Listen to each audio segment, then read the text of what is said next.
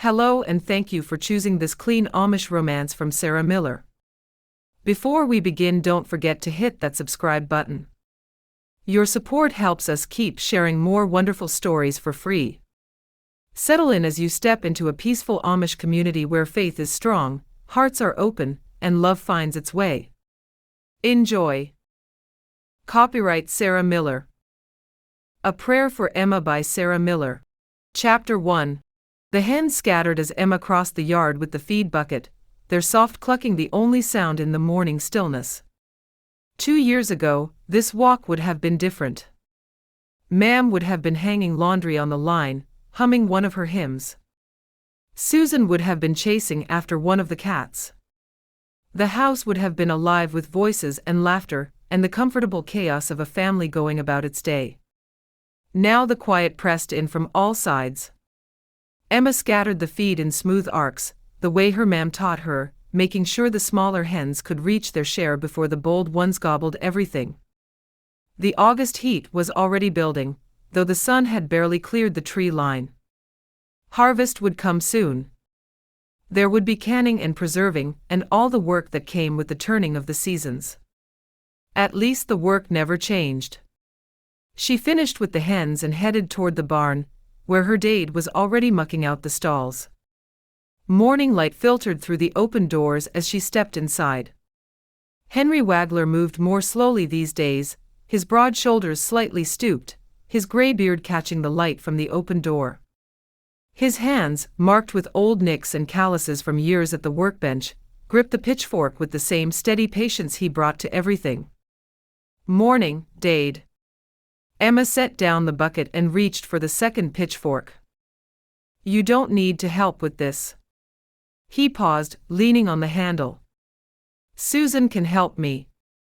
Susan is making breakfast. And I'm already here. Emma moved to the next stall. Besides, idle hands and all that. Henry made a small sound that might have been agreement, or might have been something else entirely. He returned to his work, but his movements had slowed. He kept glancing toward her when he thought her back was turned. That look was becoming familiar. The worried crease between his brows, the way his eyes lingered on her face as if searching for something she couldn't name. Ever since Ma'am passed, Dade had carried a new heaviness. Not just grief, but something that looked almost like fear. The Brenneman boy got married last week, Henry said after a long silence. The youngest one. Thomas. I know, we were there. Emma kept her voice light. Rachel Miller. They're well suited. He's younger than you. By 2 years, Ja. Emma moved to the next stall, keeping her attention on the work. He was always in a hurry about everything. Even as a boy, he couldn't wait for Christmas morning. She patted the bay horse, and he moved to let her work. Bruiser was a big animal, but gentle as you'd find despite his name. Henry didn't laugh. He set down his pitchfork and turned to face her fully. In the dusty light of the barn, he looked older than his 62 years. Tired in a way that sleep couldn't fix. Emma. His voice was gentle but heavy. You know I only want what's best for you. I know, Dade.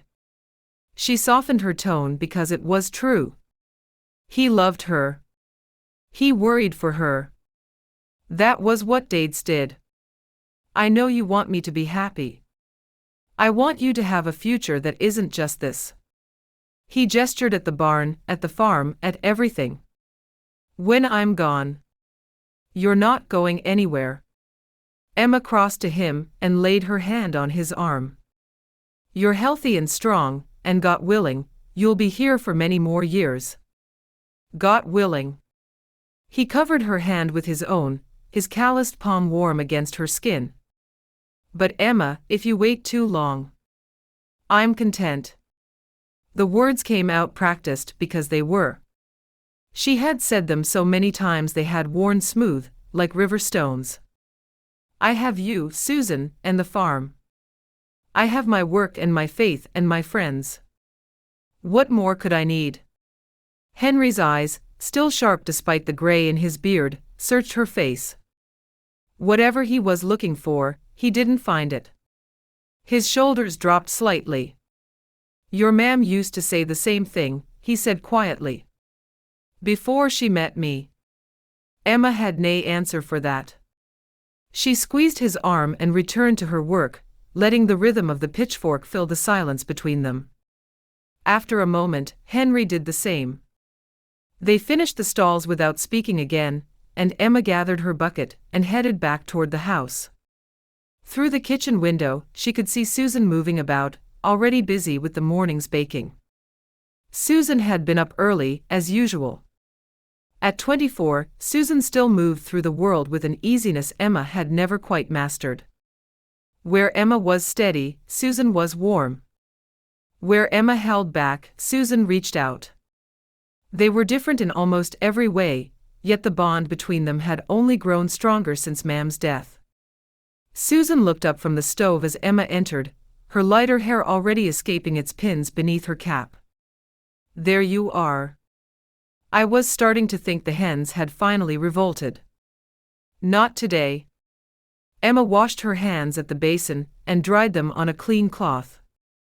Though Henrietta gave me a look that suggested she might be planning something. Susan laughed, a bright, easy sound that filled the kitchen. "You and that hen. I still think she's plotting against you." "I'm certain of it." Susan turned back to the eggs sizzling in the pan, but her smile had shifted into something more thoughtful. "Dade was asking about you this morning. Before he went out." "I know." Emma began setting the table, keeping her hands busy. "We talked. The Brenneman wedding. Among other things." Susan was quiet for a moment, sliding the eggs onto a plate. When she spoke again, her voice had taken on a playful edge. "He worries, Emma. We both do. At this rate, you'll still be here when you're 50, telling us you're perfectly content. There's nothing wrong with being content. There's nothing wrong with getting married, either." Susan's eyes sparkled with gentle mischief. "You know, some of us aren't planning to stay forever. Just so you're aware." Emma's hands paused on the plates. "What's that supposed to mean?" "It means that someday I might meet a nice young man and leave you and Dade to fend for yourselves." Susan grinned. "Can you imagine? You'd have to learn to cook." "I can cook." "You can burn things." "That's different." Emma tried to look offended, but the corner of her mouth twitched. "I made perfectly good bread last week. The chickens enjoyed it very much." "Susan." "After it had rained." Her Schwester laughed, but underneath the teasing, her eyes held something softer. "I'm just saying. We're not going to be here forever, Emma. Neither of us." "And Dade," she let the thought trail off, unfinished but understood. "Dade is healthy." He is. For now." Susan turned back to the stove, her tone still light. "But someday this house is going to feel very empty. I'd hate for you to be rattling around in it alone." "Someday is not today." Emma resumed setting the table. "And today, we have breakfast to eat and chores to finish." "That's enough." Susan shook her head, but she was smiling. "You're as stubborn as Ma'am was." "I'll take that as a compliment." It was meant as one. They ate breakfast together when Henry came in from the barn, the three of them gathered around the table that had once held 5. The empty chairs were loudest in moments like these, Ma'am's place, and the place that might have belonged to the brooder who never came.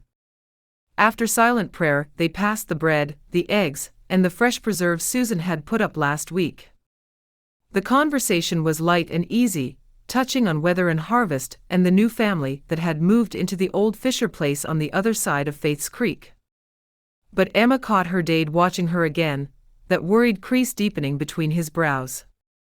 And when the meal was finished, and the dishes were cleared, he lingered at the door instead of heading straight to his workshop. I'll be working on a new piece today, he said, his voice careful. A chest. For one of the doctors in the community. Emma nodded. Dade's hope chests were known throughout Faith's Creek, beautiful, solid pieces built to last generations. He'd made dozens over the years, always for young women thinking about marriage. That's gut, she said. I'm sure it will be lovely.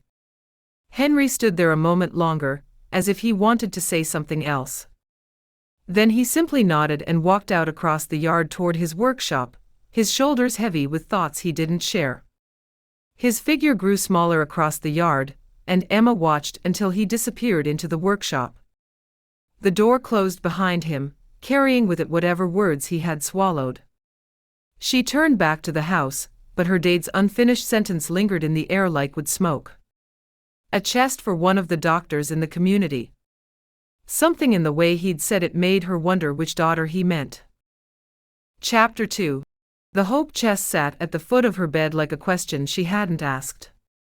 Emma stood in the doorway of her room, one hand still on the frame, staring at the piece of furniture that had not been there when she left this morning. The wood was dark walnut, rich and warm, sanded smooth until it almost glowed in the afternoon light. The craftsmanship was unmistakable. Only one man in Faith's Creek built chests like this. Dade. She crossed the room slowly, as if approaching something that might startle and flee. Up close, the chest was even more beautiful. The dovetail joints were precise, the grain patterns carefully matched. On the inside of the lid, she could see a small carved wheat sheaf, her Dade's mark. He put it on all his finest pieces. But why was it here? In her room. Hope chests were for young women preparing for marriage.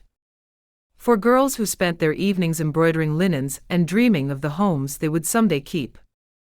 Girls like Rachel Miller, who had just married the Brenneman boy, or like any of the other young women in Faith's Creek, who still blushed when a certain young man looked their way. At 28, Emma had stopped dreaming of such things years ago. She had her work, her family, her faith. She had told Dade only this morning that she was content. The words had come easily because she had said them so many times before. Did he not believe her? Or worse, did he see through her in a way she hadn't seen through herself?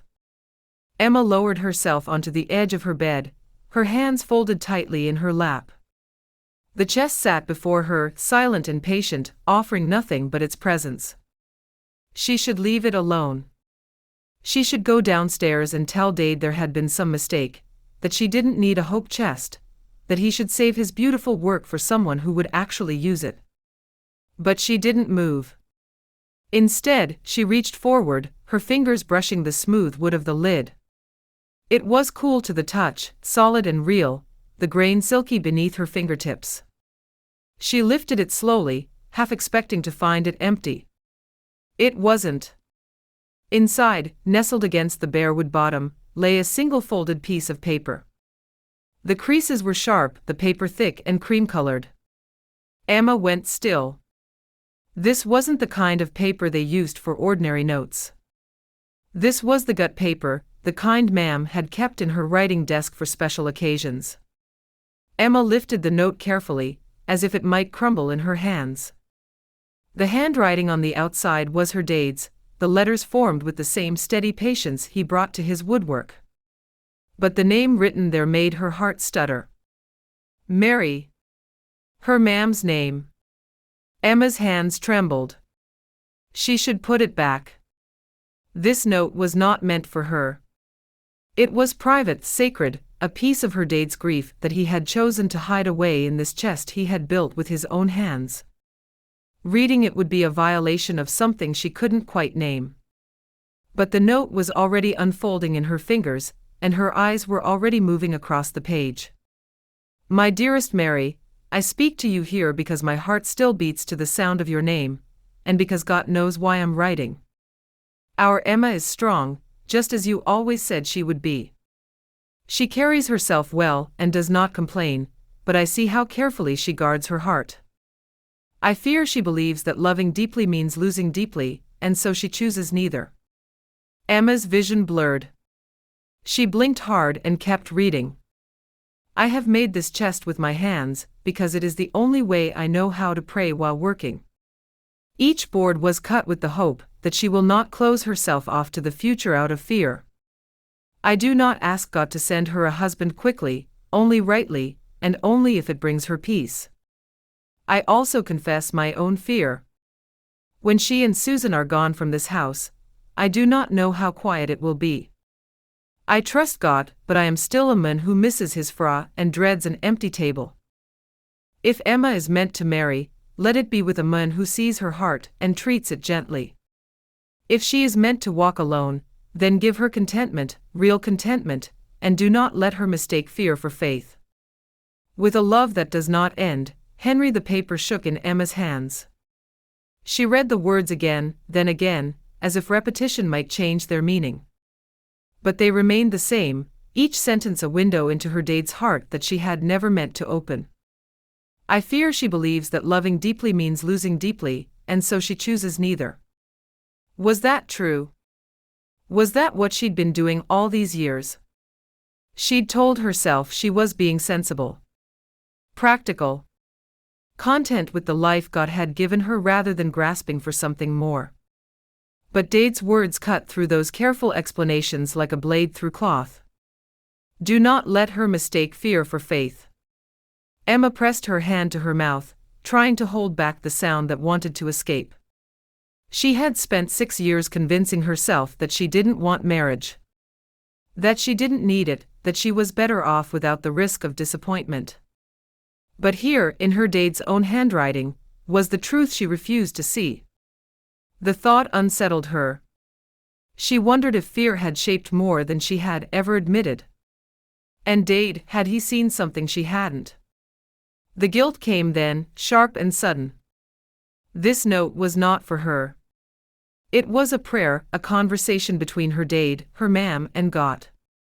It was never meant to be read by anyone else. Dade had tucked it into this chest the way he might have tucked a secret into his own heart, and Emma had torn it open without permission. She thought of him in his workshop, bent over his tools, shaping this chest board by board while he whispered prayers to a fra who could no longer hear him. The image was so tender, so private, that Emma's chest ached with the weight of it. What would he think if he knew she'd read it? Would he feel exposed? Betrayed? Would he understand that she hadn't meant to pry, that she had simply been trying to understand why he would give her something she had never asked for? Tears slipped down her cheeks, and she didn't try to stop them. The note trembled in her hands as she read it one more time, letting her Dade's love and fear and hope wash over her. He wanted her to be happy. He wanted her to find someone who would treat her heart gently. He wanted these things even though losing her would leave him alone in a house that already echoed with absence. I trust God, but I am still a man who misses his fra and dreads an empty table. Emma folded the note carefully, matching the creases exactly, and placed it back in the chest. She closed the lid and sat there for a long moment, her hands pressed flat against the smooth walnut, her eyes fixed on nothing. She should tell Dade she'd read it. She should apologize, explain that she hadn't meant to pry, that she would never speak of it again. But the words on that page had settled into her chest like stones dropped into still water, and she didn't know how to pretend they hadn't changed everything. The afternoon light shifted through her window, casting long shadows across the floor. Somewhere downstairs, she could hear Susan humming as she worked. The house was quiet around her, full of all the empty spaces where voices used to be. Emma sat with her Dade's prayer and her own confusion, and for the first time in 6 years, she allowed herself to wonder if she'd made a mistake. Chapter 3. Emma couldn't keep the note.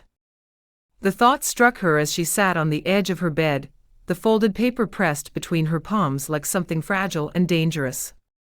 She had read words that were never meant for her eyes. She had witnessed her Dade's private prayer, his conversation with her ma'am.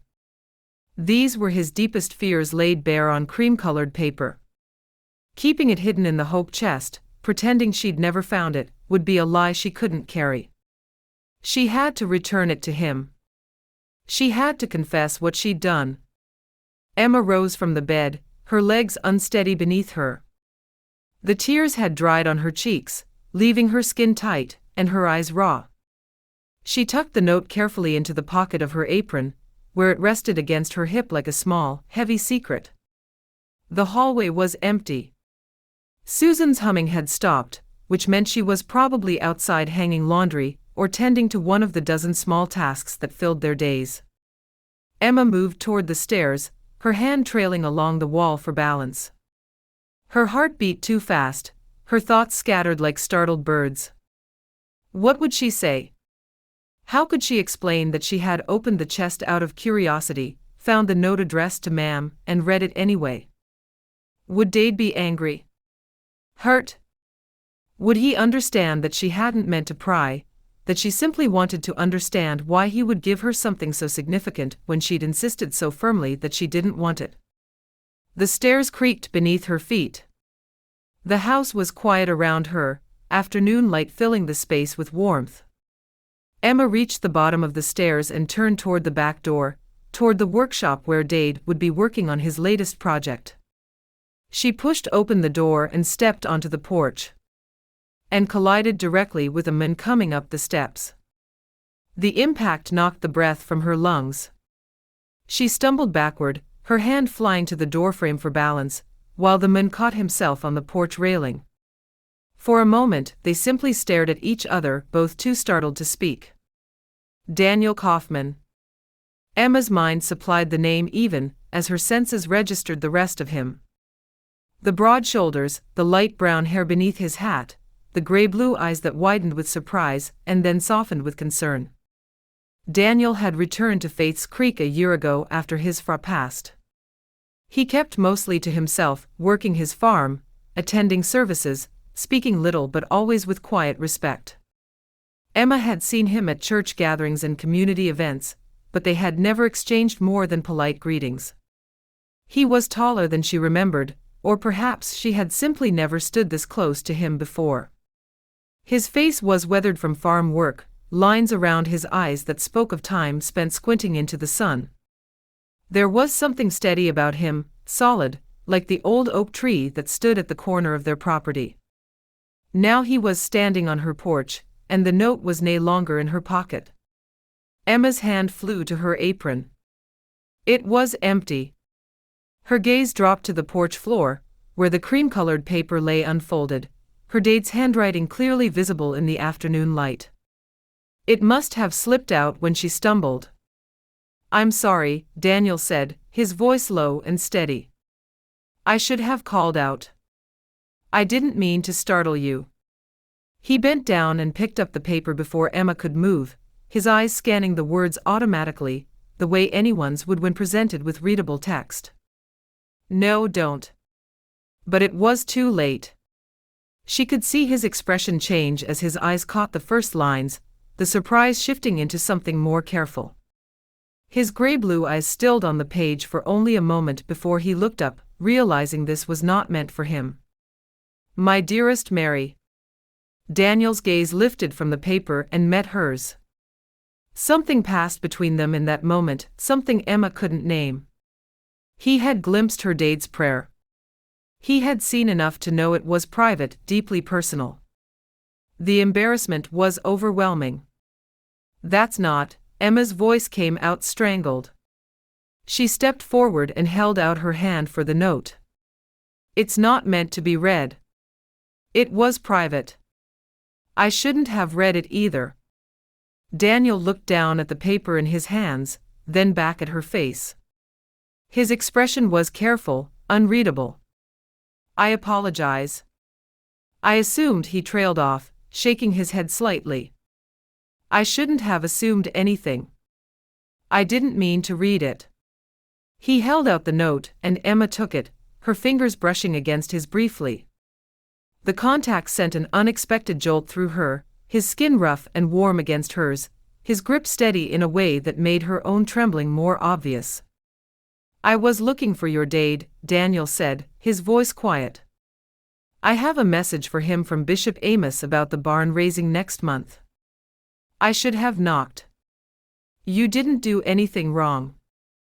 The words came out automatically, the response of someone who'd spent years smoothing over awkward moments and making others feel at ease. She learned that skill from her ma'am, who'd always known exactly what to say to put visitors at ease, to smooth over disagreements, to make everyone in a room feel welcome. But inside, Emma was anything but at ease. Daniel had seen her dade's prayer, even if only the opening lines. He had witnessed her distress, her tears, her fumbling to retrieve something intensely private. The moment felt exposed in a way she couldn't quite explain. "I'll find him myself," Daniel said, taking a step back toward the porch steps. "I didn't mean to intrude." "You're not intruding." Emma clutched the note against her chest, her knuckles white. "Dade is in his workshop. Just around the back." Daniel nodded, but he didn't move immediately. His gray-blue eyes lingered on her face, and Emma had the uncomfortable sensation that he was seeing more than she wanted him to see. Not just the redness around her eyes from crying, not just the tension in her shoulders, but something else. The fact that she'd been crying over a note addressed to her dead ma'am said enough on its own. "I'm sorry," he said again, and this time the words carried more weight. "For reading it. For all of it." Emma didn't know what to say. She stood on the porch as he walked around the side of the house toward the workshop, his broad shoulders slightly bowed, his steps measured and careful. His figure grew smaller and then disappeared around the corner. Only then did she allow herself to breathe. The note was crumpled in her fist. She smoothed it out with shaking hands, refolding it along the original creases, trying to restore it to something like its former shape. But the paper was wrinkled now, marked by her grip, changed by its journey from the hope chest to the porch floor to Daniel Kauffman's hands. Like her, perhaps. Changed by something she hadn't chosen. Emma tucked the note back into her apron pocket and stood on the porch for a long moment, listening to the distant sound of voices from the workshop. Then she turned and went back inside, her confession to her dade temporarily forgotten. She needed to think. She needed to understand what had just happened and what it might mean. But mostly, she needed to stop seeing Daniel's gray-blue eyes every time she closed her own. Chapter 4. The benches were hard beneath Emma's dress, the same as they had been every Sunday for as long as she could remember. The Hostetler house was warm and bright, morning light streaming through the windows in long golden shafts. Around her, the district had gathered in their usual places, men on one side and women on the other, kinder fidgeting quietly beside their parents. Emma should have been listening to Bishop Amos. She should have been focused on the hymns, on the prayers, on the familiar rhythm of worship that had anchored her life since kinderhood. Instead, her mind circled endlessly back to the words on that cream-colored paper. I fear she believes that loving deeply means losing deeply, and so she chooses neither. 3 days had passed since she found the note. 3 days since Daniel Kauffman had read it on her porch, his intense eyes taking in every word before she could stop him. 3 days of avoiding her dade's gaze at the breakfast table, of lying awake at night with her dade's prayer echoing in her thoughts, of wondering what Daniel must think of her now. She hadn't returned the note. It still lay folded in the bottom of her bureau drawer, hidden beneath her winter stockings like a secret she couldn't bring herself to confess. Bishop Ballar's voice rose and fell in the familiar cadence of his preaching. He was speaking about trust, about placing one's burdens in God's hands rather than carrying them alone. About accepting that God's wisdom surpassed human understanding, that sometimes the path forward was hidden until the moment of walking. We cannot always see what God has prepared for us, Amos said, his white beard catching the light as he spoke. We can only trust that his plan is good, even when we do not understand it. The words should have comforted her. Instead, they pressed against the tender place in her chest where guilt and confusion had taken root. Do not let her mistake fear for faith. Was that what she'd been doing? All these years, telling herself she was content, telling herself she didn't need marriage, didn't want it. That she was better off without the risk of disappointment. Had it all been fear dressed up as wisdom? Emma pressed her hands flat against her apron, steadying herself. Across the room, she could see Daniel sitting among the other men. He was looking straight ahead, his expression calm and attentive, his broad shoulders held with the same quiet dignity she'd seen on her porch. He hadn't looked at her once since the service began. She should be grateful for that. The last thing she needed was to catch his eye and see what? Pity? Understanding? Something worse? Susan shifted beside her, her Schwester's elbow brushing against Emma's arm. A gentle reminder to pay attention. Emma straightened her spine and fixed her gaze on Bishop Amos, but the words washed over her without landing. The service continued. They sang the slow hymns from the Ausbund, the ancient words rising and falling in the familiar patterns that connected them to generations of believers before them. They bowed their heads for silent prayer, and Emma tried to quiet her racing thoughts long enough to speak to God. But even her prayers came out tangled, confused, full of questions she didn't know how to ask. When the final hymn ended, and the community began to stir, preparing for the fellowship meal that would follow, Susan's hand closed gently around Emma's wrist. Emma. Susan's voice was low, pitched for her ears alone. What's wrong? Nothing. The lie came automatically. I'm fine. You're not fine. You've been distracted all morning. All week, really. Susan's expressive eyes searched her face, and Emma had to look away from the concern she found there. Did something happen? Did Dade say something to upset you? Nay. Dade hasn't done anything wrong. Then what is it? I see you avoiding his eyes. Emma opened her mouth to deflect again, to offer some excuse about poor sleep or worry about the harvest, but the words wouldn't come. Susan was her Schwester. Susan loved her. And Susan had been watching her struggle for 3 days without pressing, giving her space, waiting for her to be ready to talk. But Emma wasn't ready. She might never be ready. I can't explain it right now, she said finally. It's complicated. Susan's brow furrowed, but she didn't push. All right. But when you're ready to talk, I'm here. You know that, Ja. I know. Emma squeezed her Schwester's hand briefly, then rose from the bench. I'm going to help set up for the meal. She made her way toward the kitchen, where several women were already laying out dishes and arranging plates. The work was familiar, comforting in its simplicity. Emma fell into the rhythm of it gratefully, letting her hands stay busy while her mind continued its restless circling. She was slicing bread when she became aware of someone standing nearby.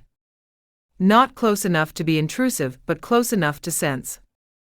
Emma glanced up and found Sarah Beeler watching her with those kind, knowing eyes.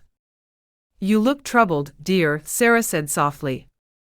The older woman's silver hair was tucked neatly beneath her cap, her hands folded in front of her apron. Is there something weighing on your heart? Emma's knife stilled on the cutting board.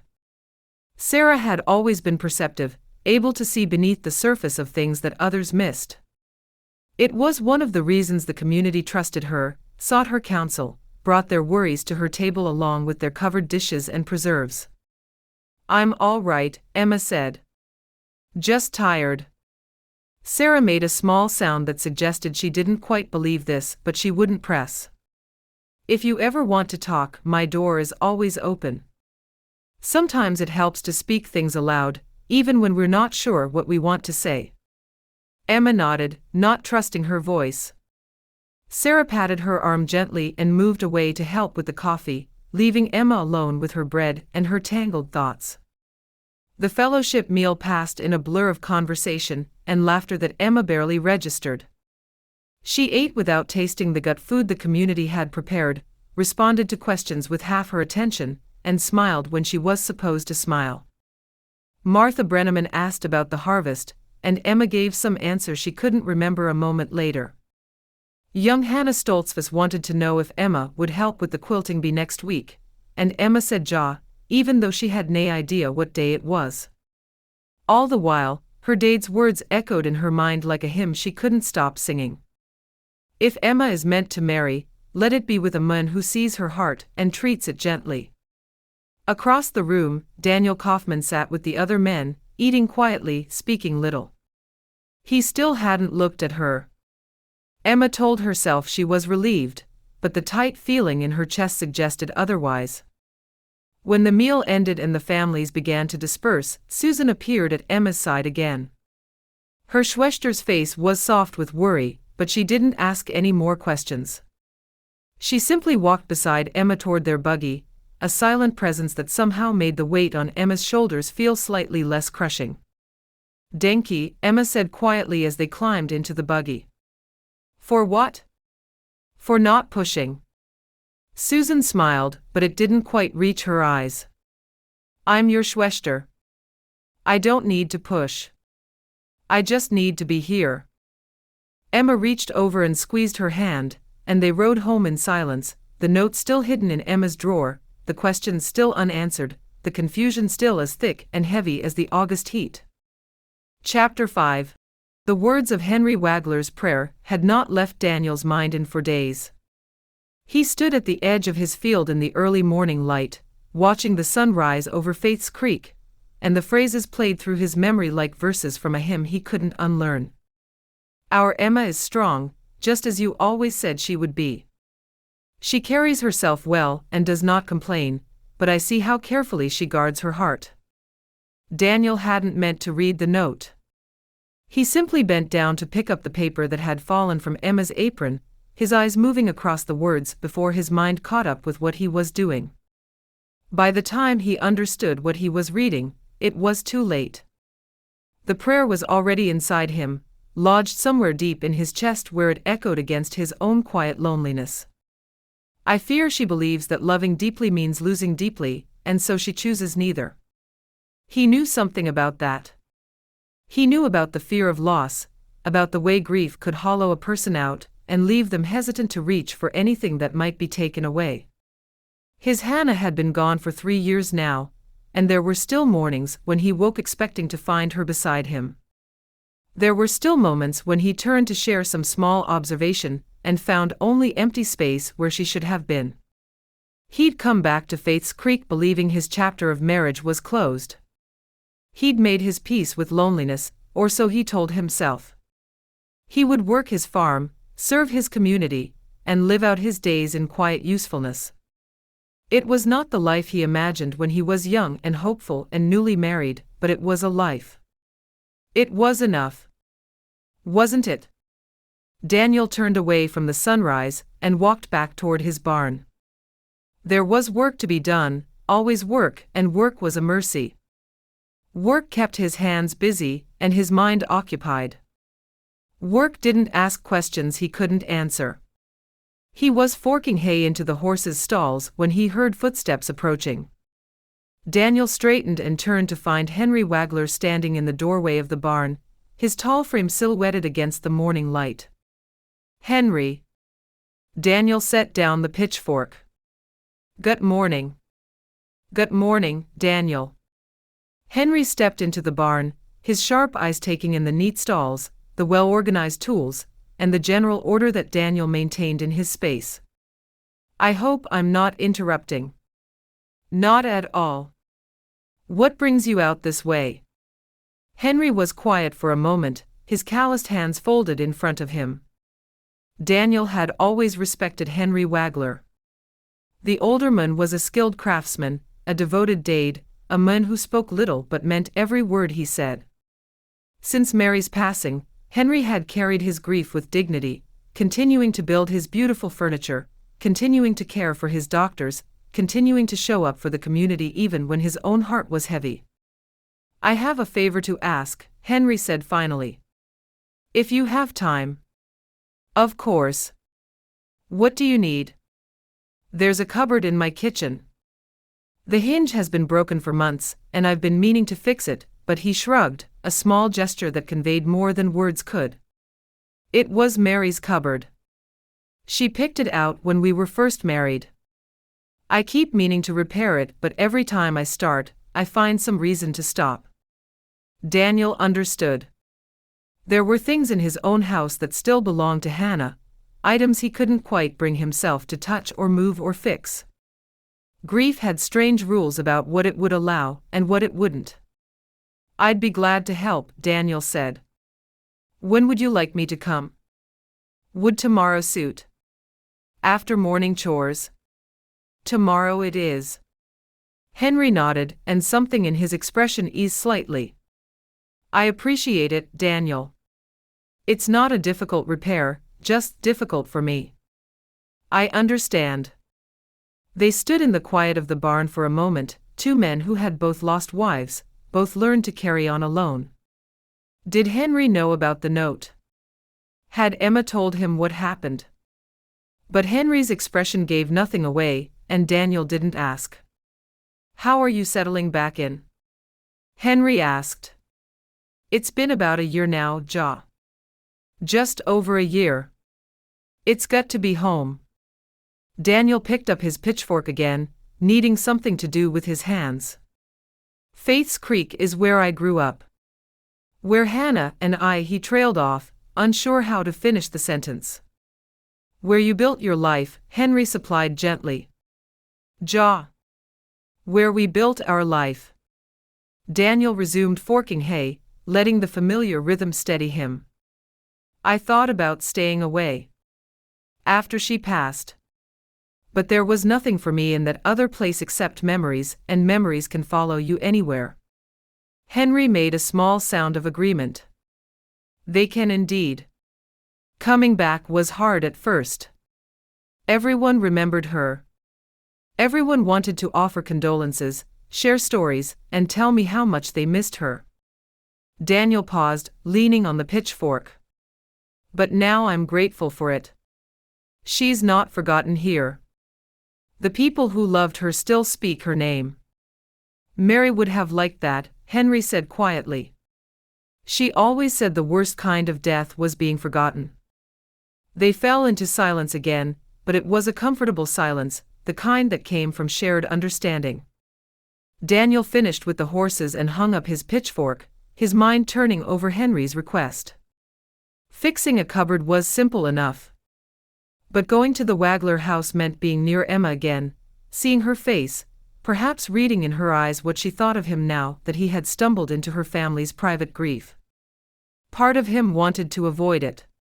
Part of him questioned whether God had placed him in Emma's path deliberately. If Emma is meant to marry, let it be with a man who sees her heart and treats it gently.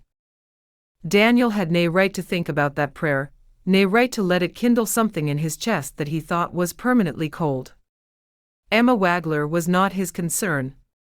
She'd made it clear on the porch that the note was private, that reading it had been a violation, that she wanted nothing more than to retrieve it and pretend the whole encounter had never happened. But the words were already inside him, and Daniel had never been good at pretending. I'll see you tomorrow, then, Henry said, moving toward the barn door. And Daniel. Denki. Not just for the cupboard. For understanding why it matters. Of course, Henry. Daniel stood in the doorway of his barn as Henry walked back down the lane toward his buggy. The morning sun was fully up now, casting long shadows across the field, and somewhere in the distance a rooster was crowing. He had work to do. Animals to tend, fields to check, a dozen small tasks that would fill the hours until nightfall.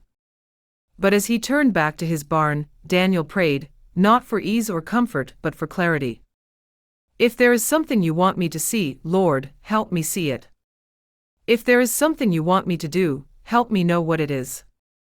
And if this stirring in my heart is nothing but loneliness dressed up as hope, help me let it go before it costs me my peace.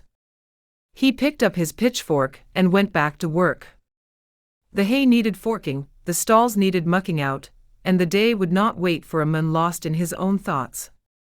But as he worked, his thoughts drifted to tomorrow, to the cupboard, to the Wagler house where a woman with guarded brown eyes was carrying her own secret questions.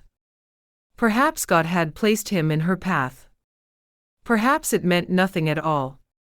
Either way, he would show up tomorrow and fix the hinge. That much, at least, was clear. After all, if he did nothing, nothing would change. Was that what God was trying to tell him? Chapter 6. Sarah Ballard's kitchen was warm and welcoming, the same way it had been for as long as Emma could remember. The older woman moved around her space with the ease of someone who had spent decades perfecting the rhythm of hospitality, setting out cups and plates, slicing cake, making her guest feel welcome without fuss or ceremony. Emma sat at the worn wooden table and tried to remember why she had come. It had been 3 days since the Sunday service, a full week since she found the note. The weight of her secret had grown heavier with each passing day, pressing against her chest until she could barely breathe around it. She woke this morning with the certainty that she needed to talk to someone, and before she could talk herself out of it, she had hitched the buggy and driven to the Beeler house. Now she was here, and the words wouldn't come. "You look tired," Sarah said, setting a steaming cup of coffee in front of Emma. The older woman busied herself tidying the table and brushing away imaginary crumbs. "Is something troubling you?" Emma shrugged and took a sip of the coffee and nibbled on the coconut cake that Sarah had offered her. "Amos is out visiting, we are alone, so if you want to talk, it's just us girls." Emma wrapped her hands around the cup, letting the heat seep into her fingers. "I don't know where to start." "Start wherever feels right." Sarah settled into the chair across from her, her own cup cradled in her steady hands. "There's nae wrong place to begin."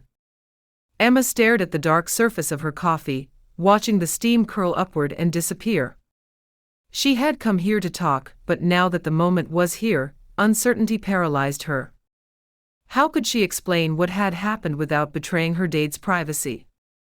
How could she share the words of his prayer without exposing something sacred? "My dade made me a hope chest," she said finally.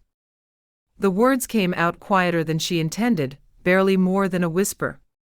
Sarah's expression didn't change, but something in her eyes sharpened with attention. "A hope chest. That's a meaningful gift." "I didn't ask for it."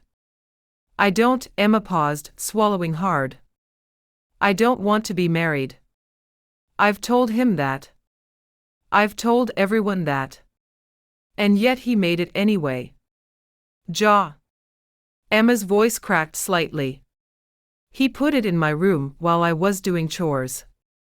When I came back, it was just there, waiting for me like a question I didn't know how to answer." Sarah was quiet for a moment, sipping her coffee. "There is more you want to say. Talk freely, I will not judge." The question hung in the air between them. Emma's hands tightened around her cup, the familiar surge of guilt rising in her chest, the same guilt that had been her constant companion since that afternoon in her room. "I looked inside." She closed her eyes, feeling as if she'd committed a great sin. "Of course you did." "There was a note," Emma said. "A prayer. He wrote it to Ma'am." Sarah's hand stilled on her cup. "To Mary?" "It wasn't meant for me to read. It was private, something between him and Ma'am and God. But I read it anyway." Emma's eyes burned with unshed tears. "I read every word, Sarah, and now I can't stop thinking about it." "What did it say?" Emma hesitated. Sharing the contents of the note would be a second violation, another breach of her dade's trust. But the words were already spilling out of her, too heavy to hold back any longer. "He's worried about me. He wrote about how I guard my heart, how he fears I might be closing myself off." The tears spilled over now, tracking down her cheeks. Reading his words. "I don't know what to think anymore. I don't know if he's right, or if I'm just shaken by finding something so private." Sarah reached across the table and covered Emma's hand with her own. Her touch was warm, steady, grounding. "Henry has always been a man who sees more than he says. That's part of what made him such a good husband to marry. I feel so guilty." Emma's voice was raw. The note was his private prayer. Reading it was wrong, and I know that, but I can't bring myself to wish I hadn't. Those words, she shook her head, struggling to find the right explanation. It's like God wanted me to see them. Like the hope chest and the note, and the collision with Daniel were all part of some plan I can't understand. Sarah's eyebrows rose slightly. Collision with Daniel. Emma's face flushed. Daniel Kauffman. He came to deliver a message to Dade, and I was rushing out to return the note, and we collided. On the porch. The note fell and he picked it up, and he read it before I could stop him. Ah. Sarah's voice was carefully neutral. So Daniel knows about the prayer too. I don't know. I guess he saw enough. Emma pulled her hand free and pressed her palms against her face, as if she could hide from the memory. He saw me crying, clutching a note addressed to my ma'am. He knows there's something private happening with Dade and me. That's enough to make me feel exposed. Sarah was quiet for a long moment. When Emma lowered her hands, the older woman was studying her with an expression that was impossible to read. Emma, Sarah said gently, why did you come to me today? The question caught Emma off guard. I needed to talk to someone. I've been carrying this alone for a week, and I couldn't. You could have talked to Susan. To your Dade. To any number of women in the community who would have listened with kindness. Sarah's voice was soft but direct. Why me? Emma opened her mouth to answer, then closed it again. She hadn't thought about why she chose Sarah's door over any other. She had simply known, with a certainty that bypassed logic, that this was where she needed to be. I don't know, she admitted. I trust you. Sarah smiled, a small, warm expression that crinkled the corners of her eyes. I'm honored by that trust. And I'll tell you what I think, if you're willing to hear it. Please.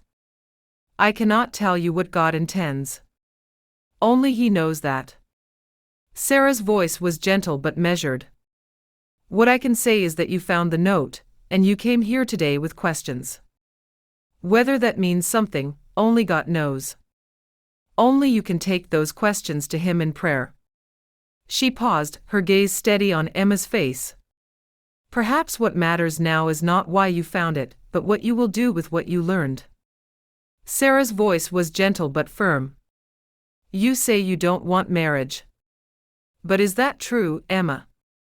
Or is it something you've been telling yourself for so long that you've forgotten to check if it's still accurate? Emma's chest tightened. The question struck too close to the tender places she had been protecting, the fears she had dressed up as contentment and called wisdom. I don't know, she whispered. I don't know what I want anymore. Then perhaps that's where you need to start. Sarah squeezed her hand one more time before releasing it. Not with answers but with questions. Take them to God in prayer. Ask Him to show you what's really in your heart, even if the truth is frightening. Emma nodded, not trusting her voice. The tears had stopped, but she was hollowed out, raw, like something had been scraped away to reveal what lay beneath. Denki, Sarah. You're welcome. The older woman rose and began clearing the cups, her movements calm and unhurried. And Emma? Whatever you discover about yourself, know that you are loved. By your Dade, by your Schwester, by this district, and by God. That doesn't change, no matter what questions you ask or what answers you find. Emma left the Beeler house with more confusion than she arrived with, but somehow the confusion was different now. It was less like a burden and more like an invitation. She had questions to ask. And perhaps, for the first time in 6 years, she was ready to hear the answers. Chapter 7. The broken hinge was a simple fix. Daniel could see that the moment he knelt beside the cupboard in the Wagler kitchen, his toolbox open on the floor beside him. The wood had swollen slightly from years of humidity, and the screws had worked themselves loose. 20 minutes of careful work and the door would swing true again. But Henry Wagler stood at the window, his back to the room, his shoulders carrying a weight that had nothing to do with carpentry. It was Mary's favorite piece, Henry said quietly. She chose it at an auction in her first year of marriage. She paid too much for it, she always said, but she never regretted the purchase. Daniel carved out the swollen wood and fitted a new piece in its place. Then he refitted the hinge into place and began tightening it with slow, careful turns. It's well made. Gut bones. She kept her baking supplies in it. The special dishes, the ones she only used for holidays.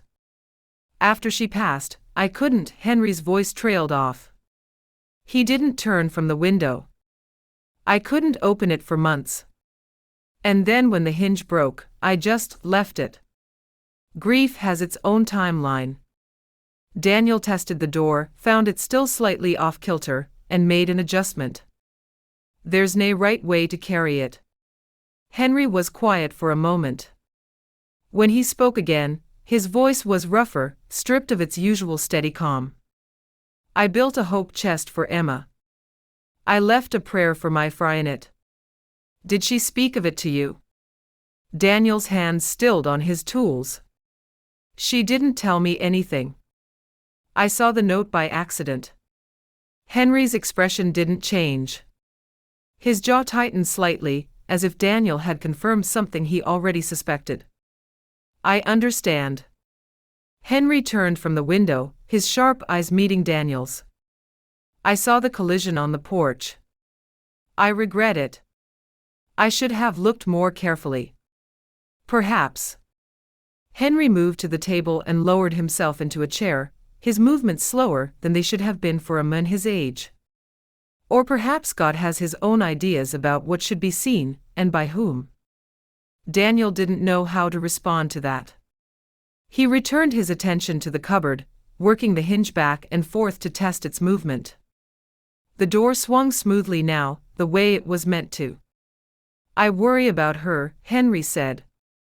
Emma. I've worried since before Mary died, but now he shook his head. She's built walls around herself so high I can barely see over them.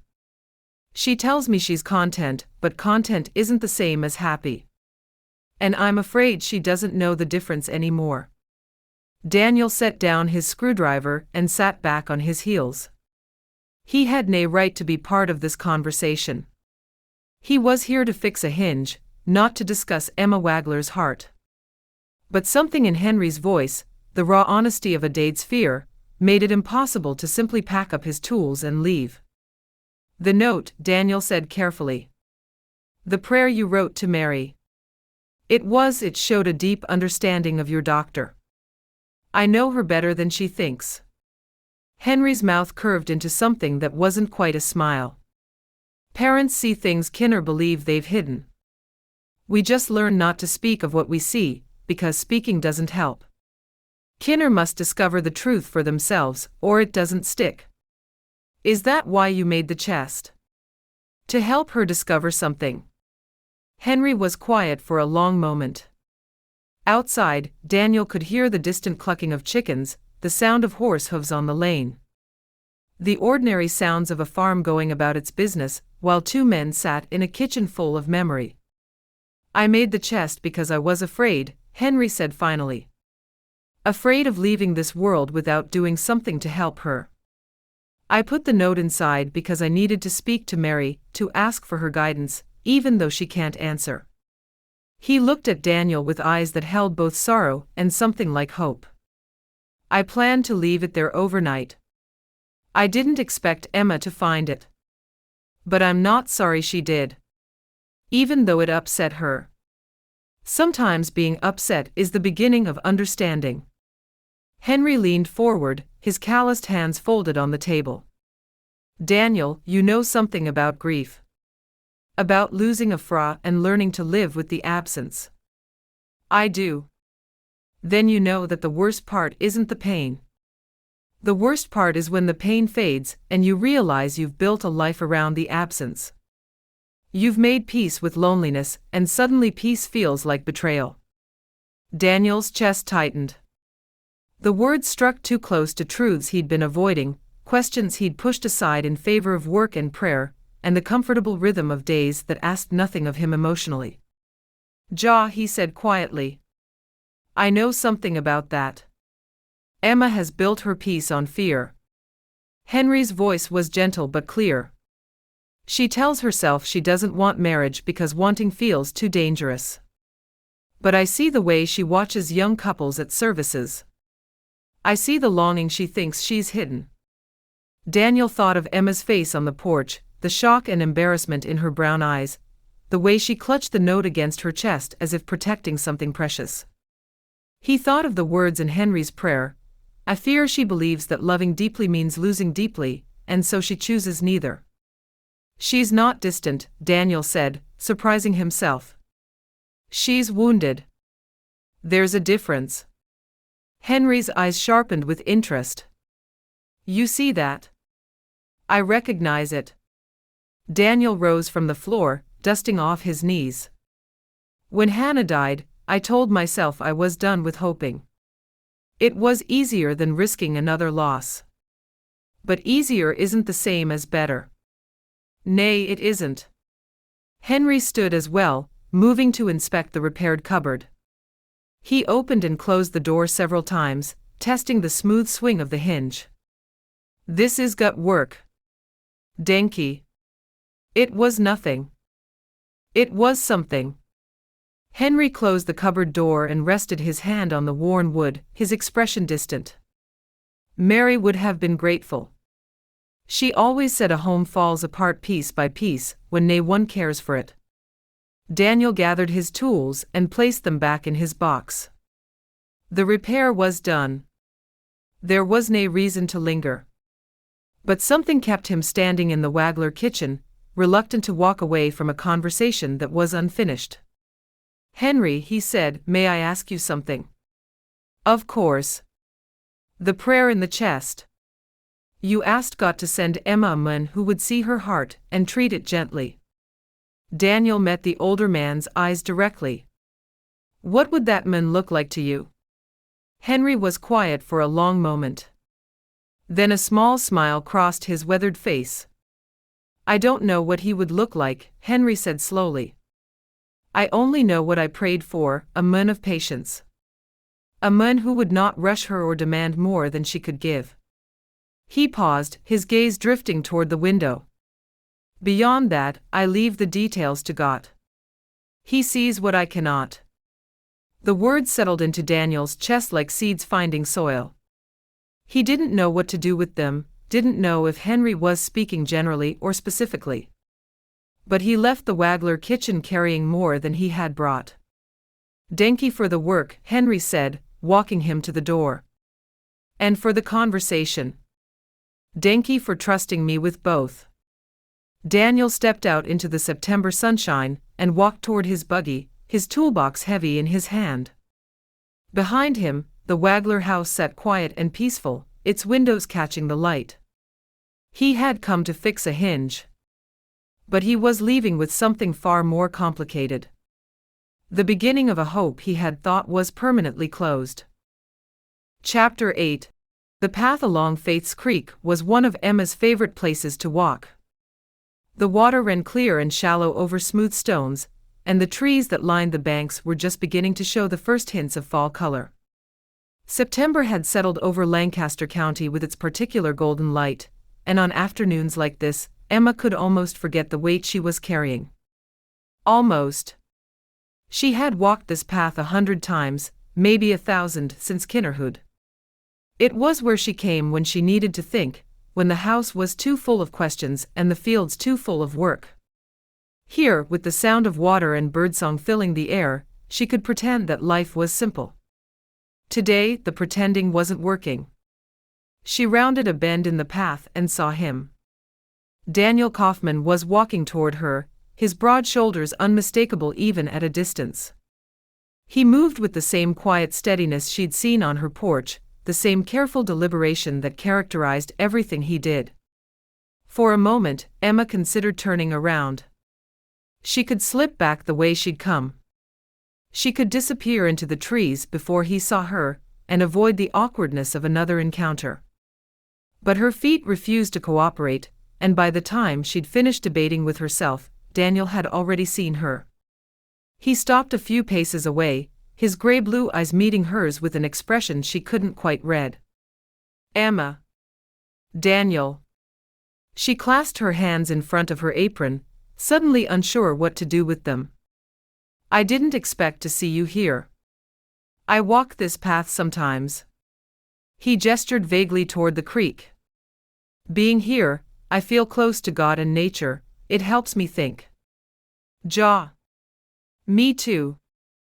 They stood in silence for a moment, the creek burbling softly beside them. Emma's heart was beating too fast, and she couldn't decide if it was embarrassment or something else entirely. The last time she'd seen Daniel, he'd been holding her dade's prayer in his hands, reading words that were never meant for his eyes. I owe you an apology, Daniel said finally. Emma blinked. An apology? For what? For reading the note. I know I said I was sorry on your porch, but he shook his head, looking genuinely uncomfortable. I never intended to read it. I've been thinking about it since. Those words were private. Between you and your dade and your mam and God. I had nae right to see them, accident or not. Emma's throat tightened. She'd expected awkwardness, distance, perhaps even judgment. She'd not expected this careful, sincere regret. You didn't do anything wrong, she said, and this time the words weren't automatic. She meant them. The note was in plain sight. You picked it up without knowing what it was. Anyone would have done the same. Maybe. But anyone didn't. I did. Daniel's voice was quiet but firm. And now I know things about you that you never chose to share. That's not nothing. Emma looked away, focusing on the ripple of water over stones. He was right, of course. The note had contained her dade's deepest observations about her heart, her fears, her hidden loneliness. Daniel had read those words and understood them, perhaps better than she wanted him to. Can I ask you something? She said, still not meeting his eyes. Of course. What did you think? When you read it? The question hung in the air between them. Emma immediately wished she could take it back. It was too personal, too revealing of her own uncertainty. But Daniel didn't seem surprised. He was quiet for a long moment, considering his response the way he considered everything. I thought, he said slowly, that your dade loves you very much. And that he understands you better than you might realize. Emma's eyes burned. That's it. That's the most important part. Daniel took a step closer, not invading her space, but closing some of the distance between them. I also thought. I recognized something in his words. The fear he described, the way he sees you protecting yourself by not wanting anything too much. I understood that. Because of your jaw. The word came out rough, stripped of pretense. When Hannah died, I told myself I was done with hoping. It was easier to accept loneliness than to risk losing someone else. I thought that was wisdom. I'm sorry, what do you think now? The words were out before she could stop them. They were too much, too personal, but he didn't look shocked. Daniel was quiet again. The creek continued its gentle music, and a cardinal sang somewhere in the branches overhead. The moment stretched between them, full of unspoken things. I think wisdom and fear can look very similar, he said finally. And sometimes we don't know which one we're holding until we're forced to look closely. Emma met his eyes then, really looked at him for the first time since they had stopped on this path. Daniel Kauffman was not a handsome man in the way some men were handsome, but there was something in his face that drew her attention. Honesty, perhaps. Depth. The particular kind of beauty that came from suffering, from being weathered and surviving. He had a nice face, and when he smiled, which was rare, it lit up. "I don't regret that you read it," she said, surprising herself. "The note, I mean. At first, I was mortified. But now, I think maybe I'm glad someone else knows." Daniel's expression softened. "Knows what?" "That I'm not as content as I pretend to be. That my dad sees through me. That I've been hiding from things I should have faced years ago." She laughed, a small, sad sound. "It's strange. I've spent so long trying to convince everyone I was fine, and the moment someone sees that I'm not, I feel relieved." "Sometimes being seen is more terrifying than being hidden," Daniel said. "But it's also more honest." They began walking together without discussing it, falling into step along the path that wound beside the creek. The silence between them was comfortable in a way Emma hadn't expected. Daniel didn't try to fill every moment with words, and she was grateful for that. Some conversations needed breathing room. After a while, their talk shifted to easier topics: the weather, the approaching harvest, the families in the community, and their small news. Daniel mentioned that he was helping with the barn raising at the Hostetler farm next week, and Emma offered to bring food with the other women. It was small talk. Ordinary words that bridged a gap. But underneath those ordinary words, something else hummed between them. An awareness. A connection that had nothing to do with the note, or the collision, or the circumstances that had brought them together. Several women were gathering herbs near the edge of the path, and Emma recognized Betty Glick among them. Betty's eyes widened slightly when she saw Emma and Daniel walking side by side, and Emma could practically see the questions forming behind her gaze. By tomorrow, the whole community would know that the Wagler girl and the Kauffman widower had been seen together by the creek. Let them talk, Emma thought, surprising herself. Let them wonder. "I should head back," she said when they reached the point where the path forked. "Susan will be expecting me to help with supper." "Of course." Daniel stopped, his intense gaze holding hers. "Emma, I meant what I said. About the note, about understanding. If you ever want to talk about any of it, I'm here." "Denki, Daniel." She turned and walked away, her heart beating steadily in her chest. The path back to the house was familiar, the same route she'd walked 1,000 times before. But something was different now. For the first time in 6 years, Emma allowed herself to wonder if contentment might not be the only thing worth having. And for the first time in even longer, the thought didn't terrify her quite as much as it once had. Chapter 9. Susan heard the whispers before she heard the words. She was helping to set up for the quilting bee at Martha Brenneman's house when she first became aware of them. Small clusters of women speaking in low voices, their eyes darting toward the door as if expecting someone to walk through it. The hum of conversation had a particular quality to it, the way it always did when the community had found something new to discuss. "Did you hear about Emma Wagler?" someone murmured nearby.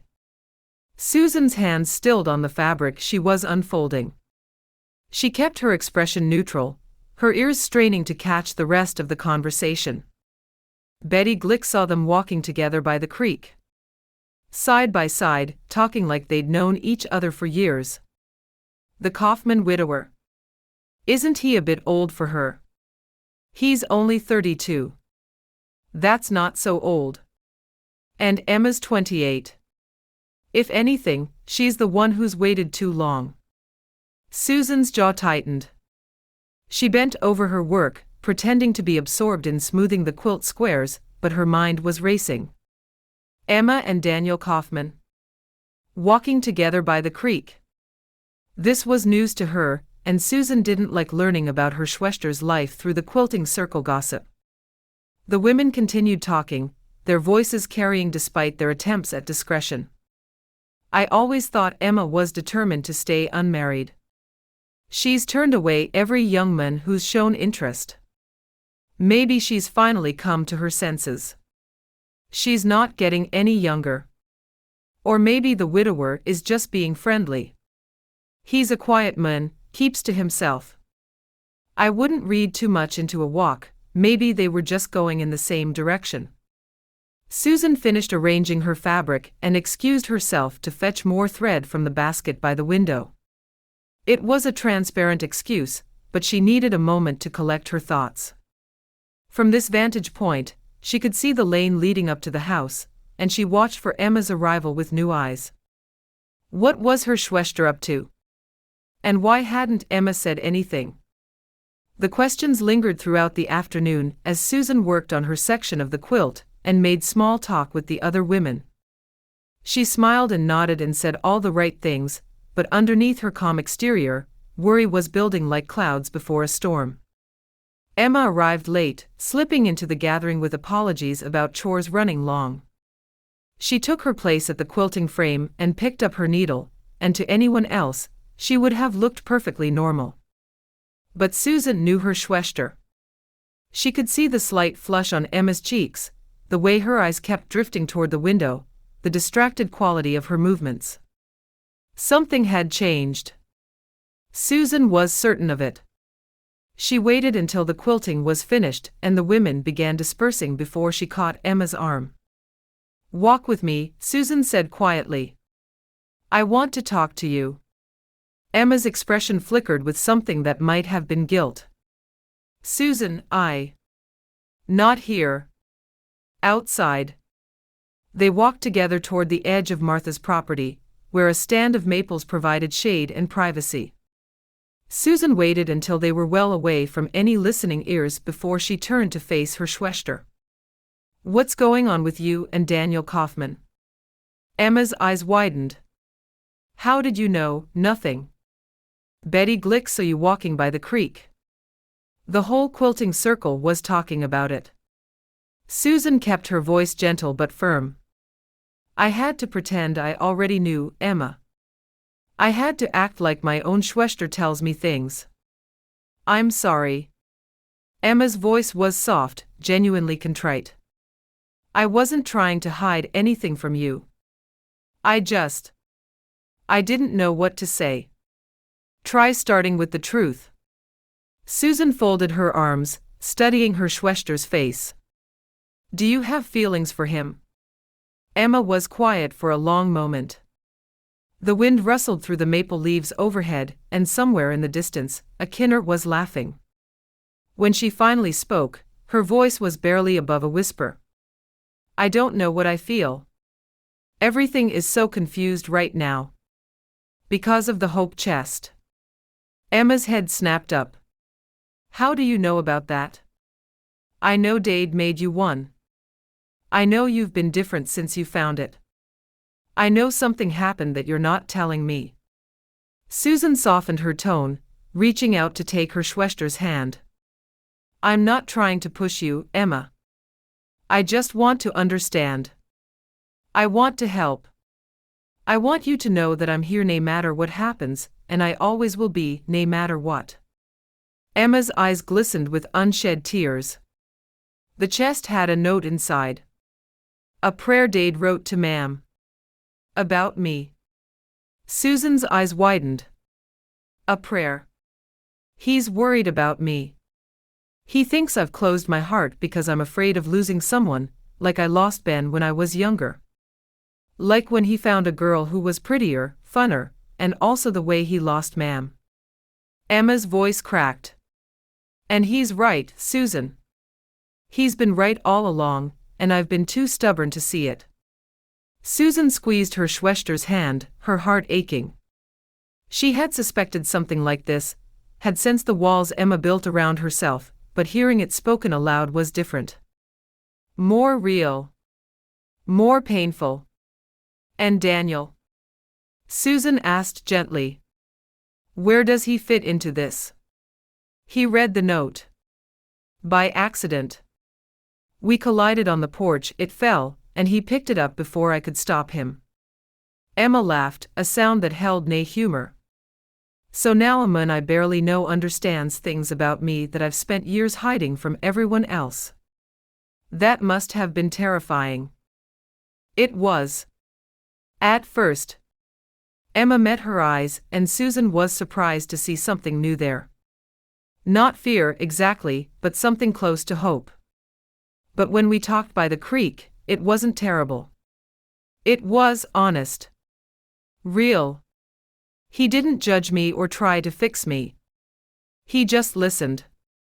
Susan was quiet for a moment, processing everything her Schwester had shared. Emma and Daniel Kauffman. A hope chest and a prayer and a collision that had stripped away years of careful pretending. It was more complicated than simple gossip, more meaningful than a walk by the creek. Emma, Susan said carefully, what do you want? Not what do you think you should want, or what does Dade want, or what does the community expect? What do you actually want? I don't know. Emma's voice was raw. I've spent so long telling myself I didn't want marriage that I'm not sure I remember how to want it. And even if I did, I'm not ready. I don't know that he is being anything but friendly. Everything is happening too fast. Then slow down. Susan stepped closer, wrapping her arms around her Schwester in a fierce embrace. You don't have to figure everything out today. You don't have to have all the answers right now. Just don't shut the door before you've looked through it. That's all I'm asking. Emma hugged her back, holding on tightly. I'm scared, Susan. I'm scared of wanting something and losing it. I'm scared of opening my heart and having it broken. I know. Susan pulled back, meeting her Schwester's tear-bright eyes. But I'm more scared of watching you spend your whole life alone because you were too afraid to take a chance. They stood together in the shade of the maples, two Schwesters bound by love and loss and the complicated tangle of family. The gossip would continue, Susan knew. The whispers would grow louder as the community talked and speculated and drew their own conclusions. But that was tomorrow's problem. Today, all that mattered was making sure Emma knew she wasn't alone. I love you, Susan said simply. I love you too. They walked back to the buggy together, side by side, the way they had walked through everything life had thrown at them. Whatever happened next, they would face it together. Chapter 10. Emma was in the kitchen when she heard the knock at the door. She set down the bowl she'd been drying and wiped her hands on her apron, her heart giving an unexpected lurch when she heard her Dade's voice greeting someone in the front room. She couldn't make out the words, but there was something in the tone, something careful and deliberate, that made her pause. She moved quietly toward the doorway, stopping just out of sight. Through the gap between the door and the frame, she could see her Dade standing with Daniel Kauffman in the middle of the room. Daniel's hat was in his hands, and his eyes were fixed on Henry's face with an expression of quiet determination. I've come to ask your permission, Daniel was saying. To court your doctor, Emma. Emma went still, her hand pressing against the doorframe to steady herself against the sudden dizziness that washed over her. Daniel wanted to court her.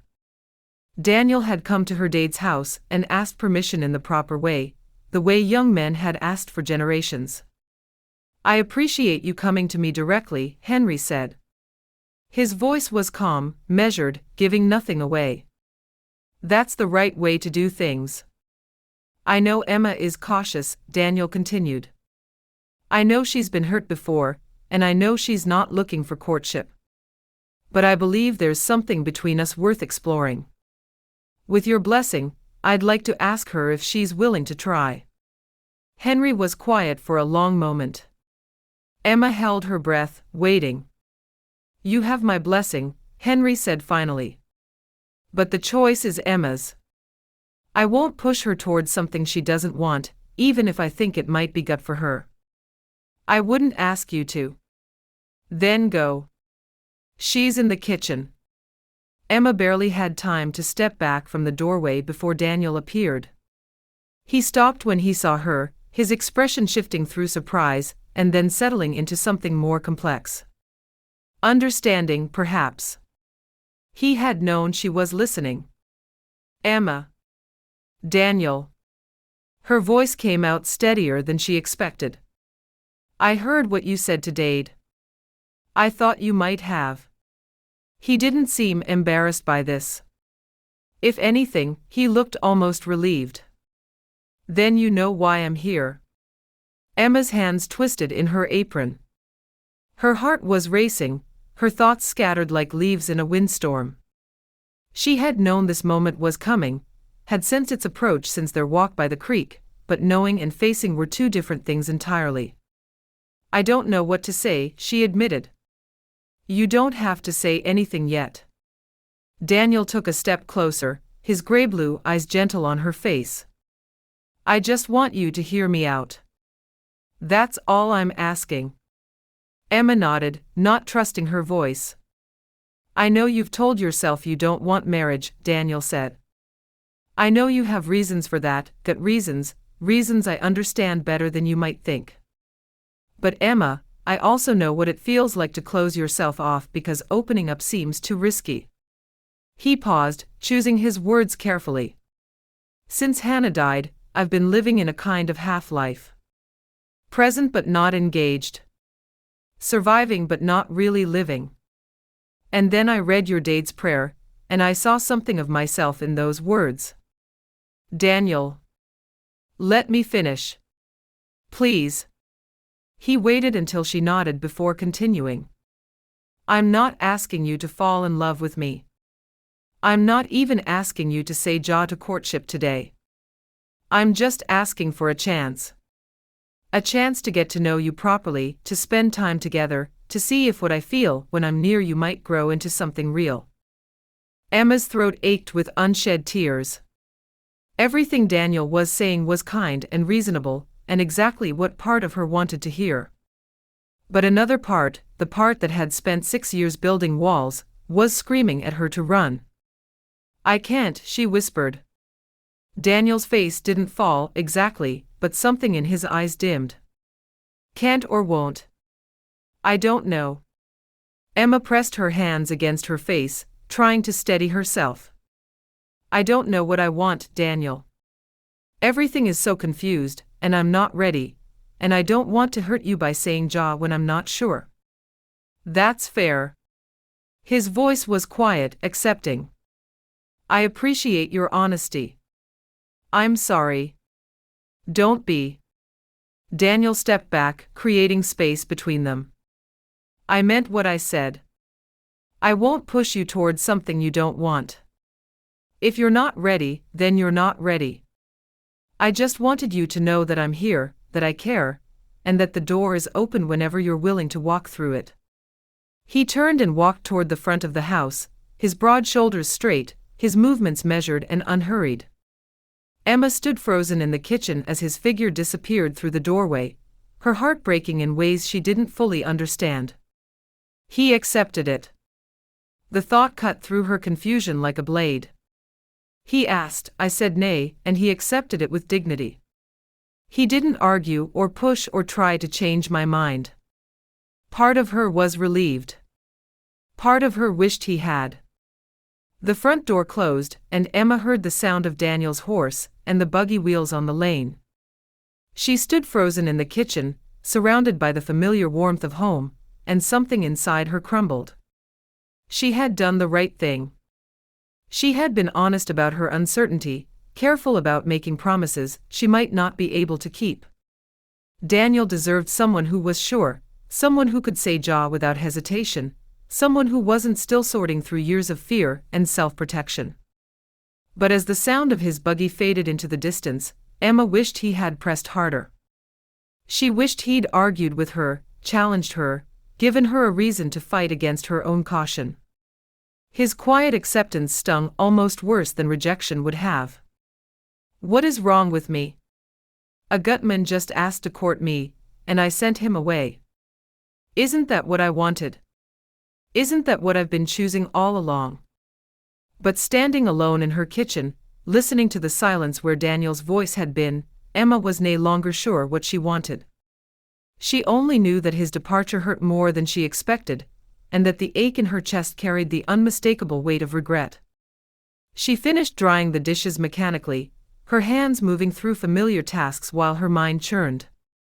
When Henry appeared in the doorway, his expression careful and unsurprised, Emma couldn't meet his eyes. "He asked," she said flatly. "I said nay." "I heard." Henry moved to stand beside her, his presence warm and steady. "Are you all right?" "I don't know." Emma set down the last dish and stared at her empty hands. "I thought I was doing the right thing. I thought I was being careful, wise, and honest. But now you're wondering if careful and wise look the same as scared and stubborn." Emma's eyes burned. "Jaw. Something like that." Henry wrapped his arm around her shoulders, pulling her close the way he had when she was a little girl. "You don't have to figure it all out tonight, Doctor. God gives us time to understand our own hearts. What if I take too long? What if he doesn't ask again? Then that's something you'll have to live with." Henry's voice was gentle but honest. "Choices have consequences, Emma. But they also have second chances. If this is meant to be, God will provide a way." Emma leaned into her dad's embrace and let herself cry, finally releasing the tears she'd been holding back since Daniel walked through her door with his hat in his hands and hope in his eyes. She had said nay. But somewhere deep inside, in a place she was only beginning to acknowledge, she was already wondering if she had made a terrible mistake. Chapter 11. The dream came softly, without warning. Emma stood in the doorway of her kinderhood bedroom, but the room was different. Brighter somehow, filled with late afternoon light that turned everything golden. The air felt like home when Mam was still alive, when the house hummed with her presence and her warmth. The hope chest sat open at the foot of the bed, and her Mam knelt beside it, folding linens with careful, practiced hands. Mary Wagler looked up and smiled, her face younger than Emma remembered.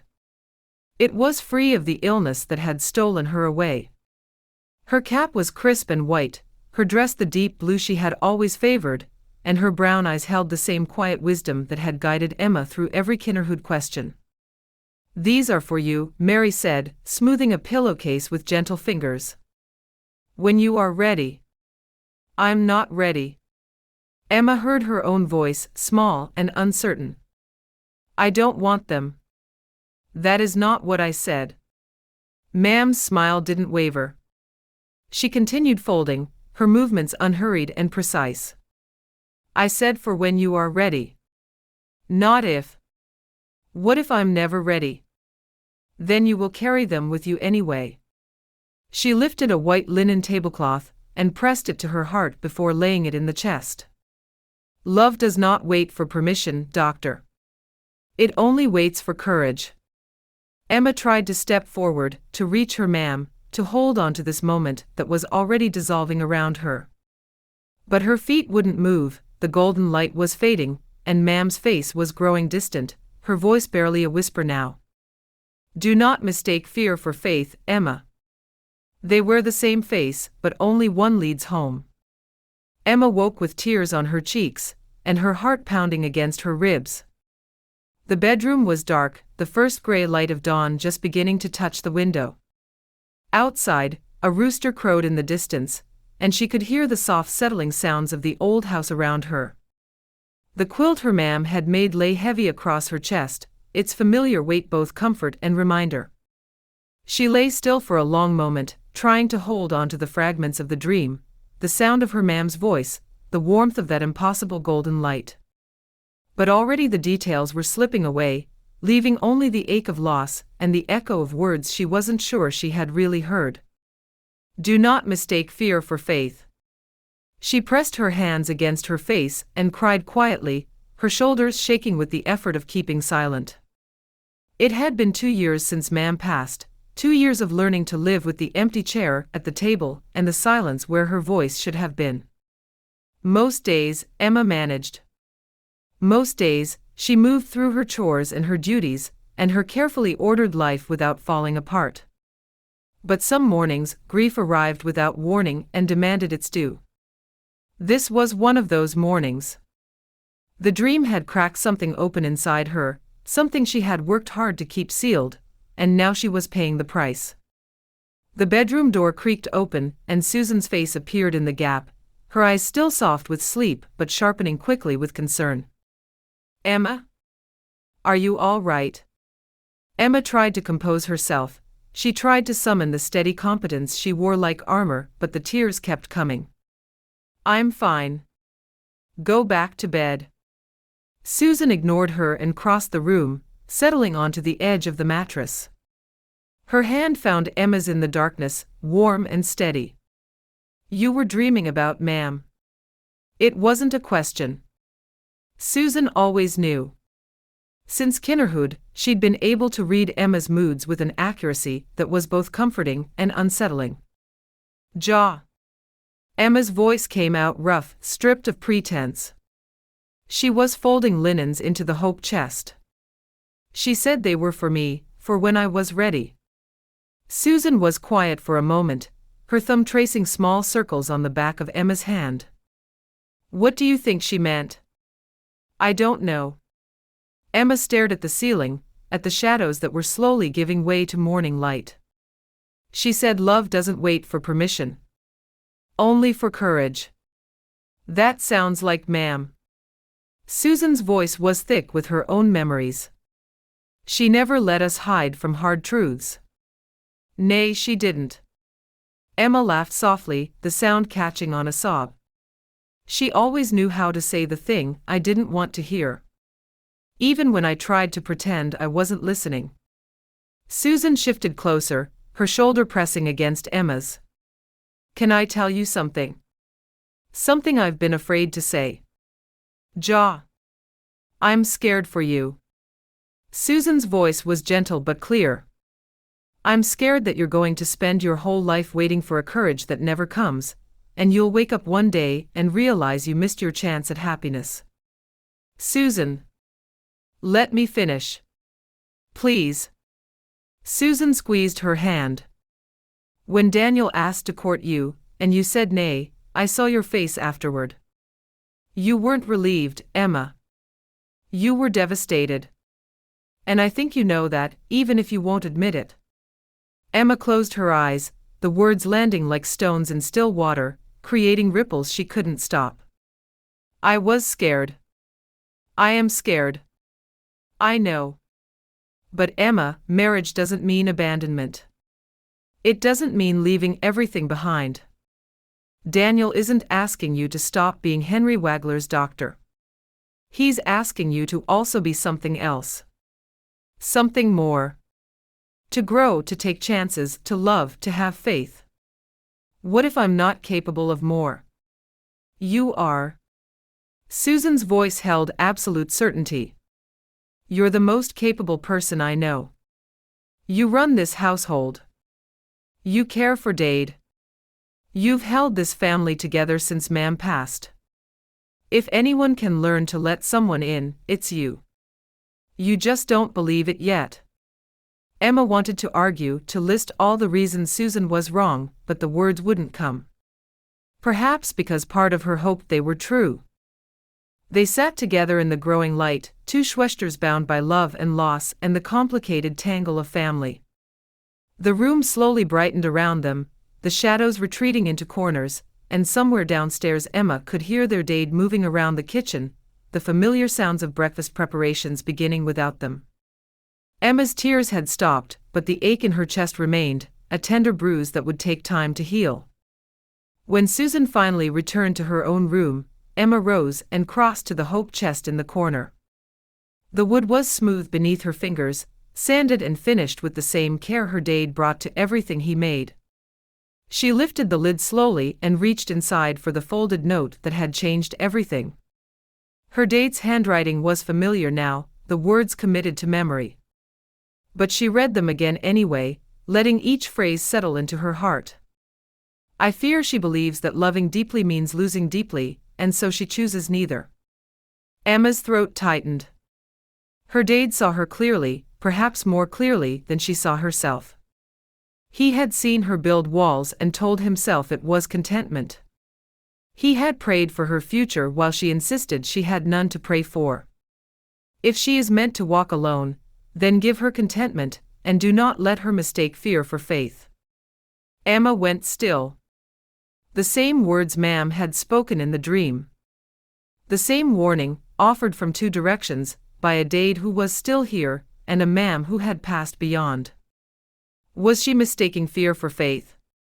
Was her careful contentment just another word for cowardice? Emma folded the note carefully and held it against her heart, the way her ma'am had held the linen tablecloth in the dream. She didn't have answers yet. She didn't have the courage that Susan believed she possessed. But something was shifting inside her, something she couldn't name or control. For the first time in 6 years, Emma Wagler allowed herself to wonder if she was resisting not marriage, but God himself. If all her careful reasoning, all her sensible objections, all her insistence on contentment over hope, had been nothing more than a wall built against a future she was too afraid to face. And that thought, more than anything else, terrified her. She closed the hope chest and rested her hands on its lid, her head bowed. She didn't have words for prayer, not proper ones, but she offered up what she had, confusion and fear and the smallest, most fragile beginning of willingness. Help me see clearly, she thought. Help me know the difference between wisdom and cowardice. And if I have been wrong, give me the courage to make it right. Outside her window, the sun was fully risen now, painting the world in shades of gold and green. Another day was beginning, full of chores and duties and the ordinary rhythms of life. But somewhere beneath the ordinary, something had shifted. Emma Wagler was finally ready to ask the questions she had been avoiding. She just didn't know yet if she was ready for the answers. Chapter 12. The morning was cold for October, with a sharp wind cutting across the fields and stirring the fallen leaves.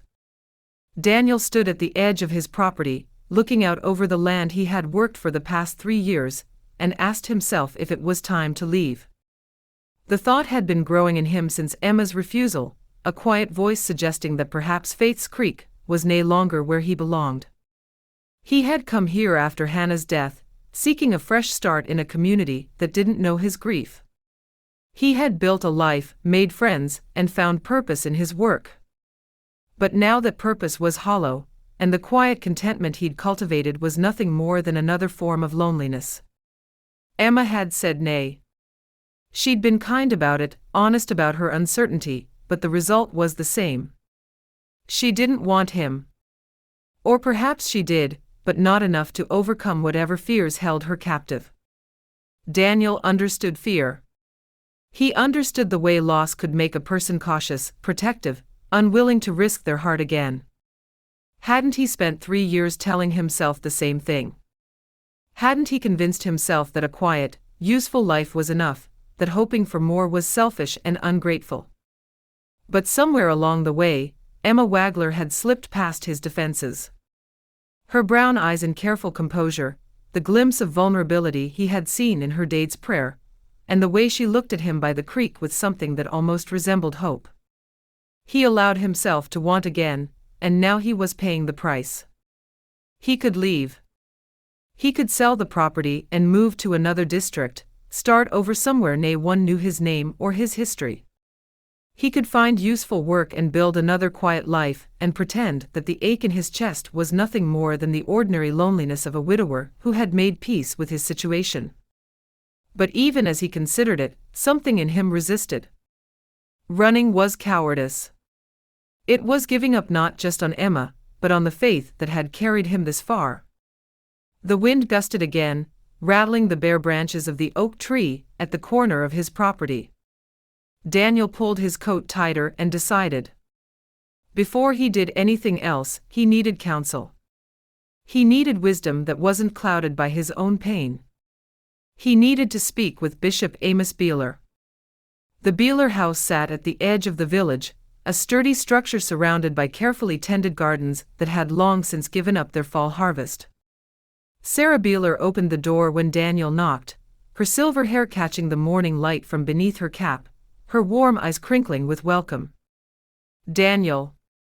Come in, come in. It's too cold to stand on the porch." She stepped aside, gesturing him into the warmth of the kitchen. Amos is in his study, but I'll fetch him. Sit. I'll bring coffee. Daniel settled into a chair at the worn dining room table, grateful for the familiar hospitality. The Beeler home was warm and welcoming, a place where decades of meals had been shared and conversations held. It was the kind of home Daniel had once imagined building with Hannah, before God had other plans. Amos appeared a few minutes later, his tall frame slightly stooped, his white beard as immaculate as always.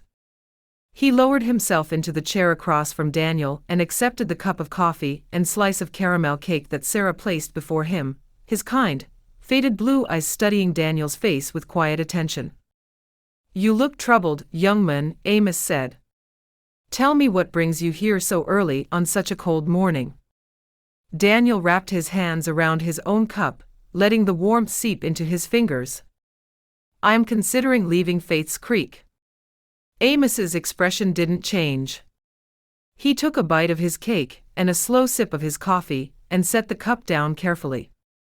"And why is that?" "I asked Emma Wagler to let me court her. She declined." "Ah."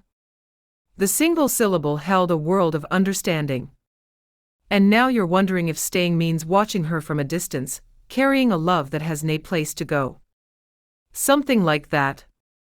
Daniel's voice was rough. "I thought I had made peace with being alone. I thought I could be content with useful work and quiet faith. But now you've remembered what hope feels like, and the remembering hurts." Daniel nodded, not trusting himself to speak. Amos was quiet for a long moment, his gaze fixed on something beyond the kitchen window. When he spoke again, his voice was gentle but direct. "May I ask you a question, Daniel?" "A hard one." "Is it fear or faith that makes you want to leave?" The words landed like a stone in still water, sending ripples through Daniel's carefully constructed reasoning. He had told himself leaving was practical, sensible, a way to protect his heart from further pain. But was that true? Or was he simply running from the possibility that hope might require more of him than he was willing to give? Was he giving up on Emma too easily? "I don't know," Daniel admitted. "I thought it was wisdom. Now I'm not sure." "Wisdom and fear can look very similar from the inside," Amos said. "Both tell us to be careful, to protect ourselves, to avoid unnecessary pain. But their fruits are different. Wisdom leads to peace. Fear leads to flight. What if staying leads to more pain? What if Emma never changes her mind? Then you will have loved honestly and waited faithfully, and God will honor that even if the outcome is not what you hoped." Amos leaned forward, his sharp eyes holding Daniel's gaze. "Daniel, I have known you for 3 years. I have seen you work hard, pray faithfully, and serve this community with quiet devotion. I have also seen you keep everyone at arm's length, as if getting too close to anyone might cost you too much." Daniel's throat tightened. "After Hannah. After Hannah. Grief teaches us caution. But it should not teach us to stop living." Amos reached across the table and rested his weathered hand on Daniel's arm. "You came here today because you wanted someone to tell you what to do. I cannot do that. But I can tell you this, running rarely solves the problem we think we're fleeing. It only changes the scenery." Daniel stared at the dark surface of his coffee, his thoughts churning. Amos was right, of course. Running wouldn't erase his feelings for Emma. It would only add distance to the longing, geography to the loss. "What should I do?" he asked, his voice barely above a whisper. "Pray." Amos's answer was simple, unhesitating. "Pray for clarity. Pray for peace. Ask God to show you whether your desire to leave is guidance or fear. And give yourself time to listen for the answer. And if the answer is to stay, then stay. Stay and trust that God has not finished writing your story, even if the current chapter is painful." Amos smiled, a small, warm expression that crinkled the corners of his eyes. Emma Wagler is a gut woman. She has her own fears to wrestle with, her own walls to tear down. Perhaps what she needs is not a man who leaves when things get difficult, but one who stays even when staying is hard. Daniel left the Beeler house an hour later, his heart still heavy but his mind clearer than it had been in days. He walked slowly back toward his property, the cold wind biting at his face, the gray sky promising rain before nightfall. He didn't have answers yet. He didn't know if Emma would ever open her heart to him, or if his waiting would bear any fruit.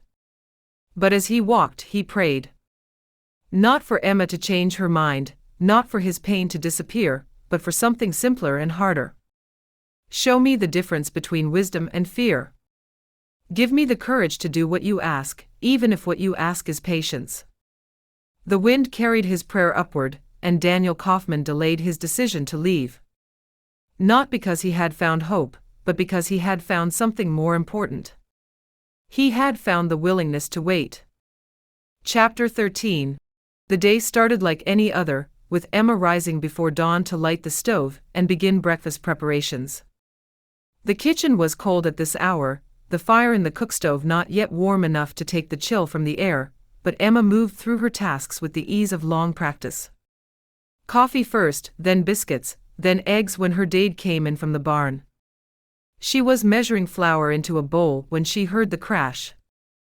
It came from the workshop, a heavy thud followed by the clatter of tools hitting the floor. Emma's hands stilled on the measuring cup, her heart lurching into her throat. For a long moment, she couldn't move, couldn't breathe, couldn't do anything but stand frozen in the kitchen while her mind supplied a dozen terrible possibilities. Then she was running, her apron streaming behind her, her bare feet cold on the floor as she crossed the house and burst out onto the porch. The workshop door was open, morning light spilling in through the gap, and when Emma reached it, she found her dade on the floor. Henry was conscious, his eyes open and confused, one hand pressed against his chest. Tools lay scattered around him where he had grabbed at the workbench on his way down, and sawdust clung to his beard and hair. He looked up at Emma with an expression that was part embarrassment and part fear. "Emma." His voice was strained. "I don't know what happened. I was reaching for the plane and then." "Don't talk."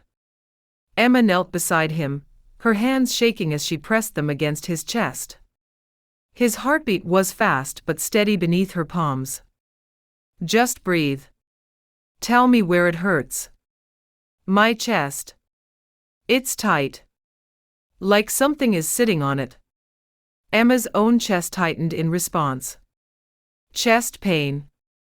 Difficulty breathing. The symptoms her ma'am had described in the weeks before her final illness, the warnings Emma had told herself she would never ignore if she saw them again. "Susan," she called, her voice sharper than she intended. "Susan, come quickly." The next hour passed in a blur of fear and frantic activity. Susan appeared in the workshop doorway, her face going white when she saw their dade on the floor.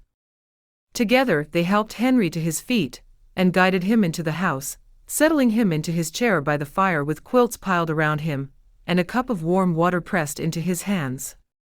Emma sent Susan to fetch the neighbor's oldest son, who had a fast horse and could reach the doctor's house in half the time it would take their buggy.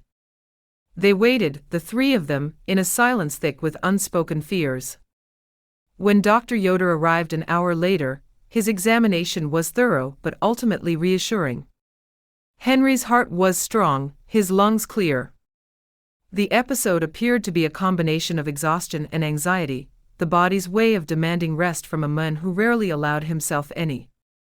"Your dade needs to slow down," he told Emma and Susan as they stood on the porch, speaking in low voices so Henry wouldn't hear. "He's been pushing himself too hard. The grief, the work, the worry. It catches up with a body eventually. Will he be all right?" Susan asked, her voice trembling. "With rest and care, Ja. But he needs to stop acting like he's 40. He's not. And if he doesn't learn to take it easy, the next episode might not be so mild. After the doctor left, Emma returned to her dade's side. Henry looked smaller somehow, diminished by the morning's events, his usual quiet strength replaced by something more fragile. He met Emma's eyes with an expression that held both apology and resignation. "I frightened you," he said. "I'm sorry." "You did." Emma's voice was steady, but her hands were shaking as she tucked the quilt more firmly around his shoulders. "Don't do it again." "I didn't plan to collapse, Doctor." "I know. But you planned to work yourself to exhaustion. You planned to carry every worry alone, the way you've been doing since Ma'am passed."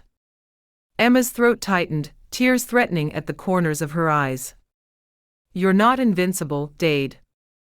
You're not going to live forever. And I need you here as long as God allows."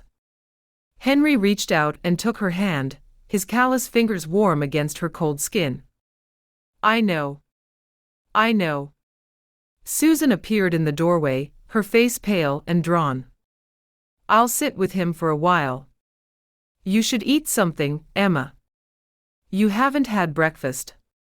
Emma nodded and rose, but she didn't go to the kitchen. Instead, she walked out onto the porch and stood in the cold morning air, letting the wind clear her head while her thoughts churned. Her Dade was mortal. She had always known this, intellectually, but today had made it viscerally real.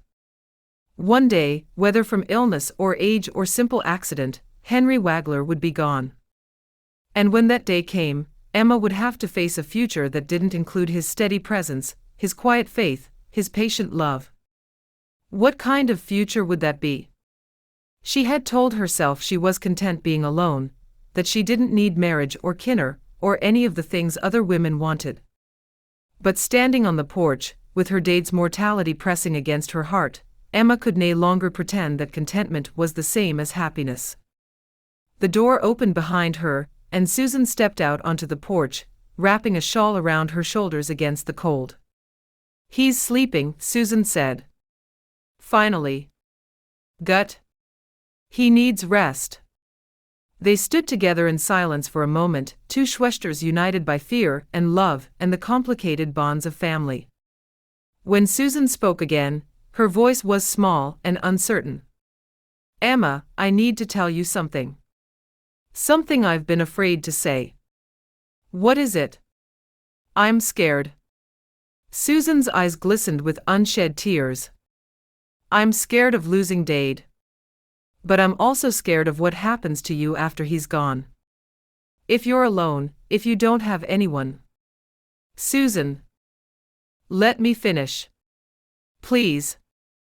Susan turned to face her, her expression fierce with the intensity of her emotions. "You've spent years telling yourself you don't want marriage, that you're happy as you are.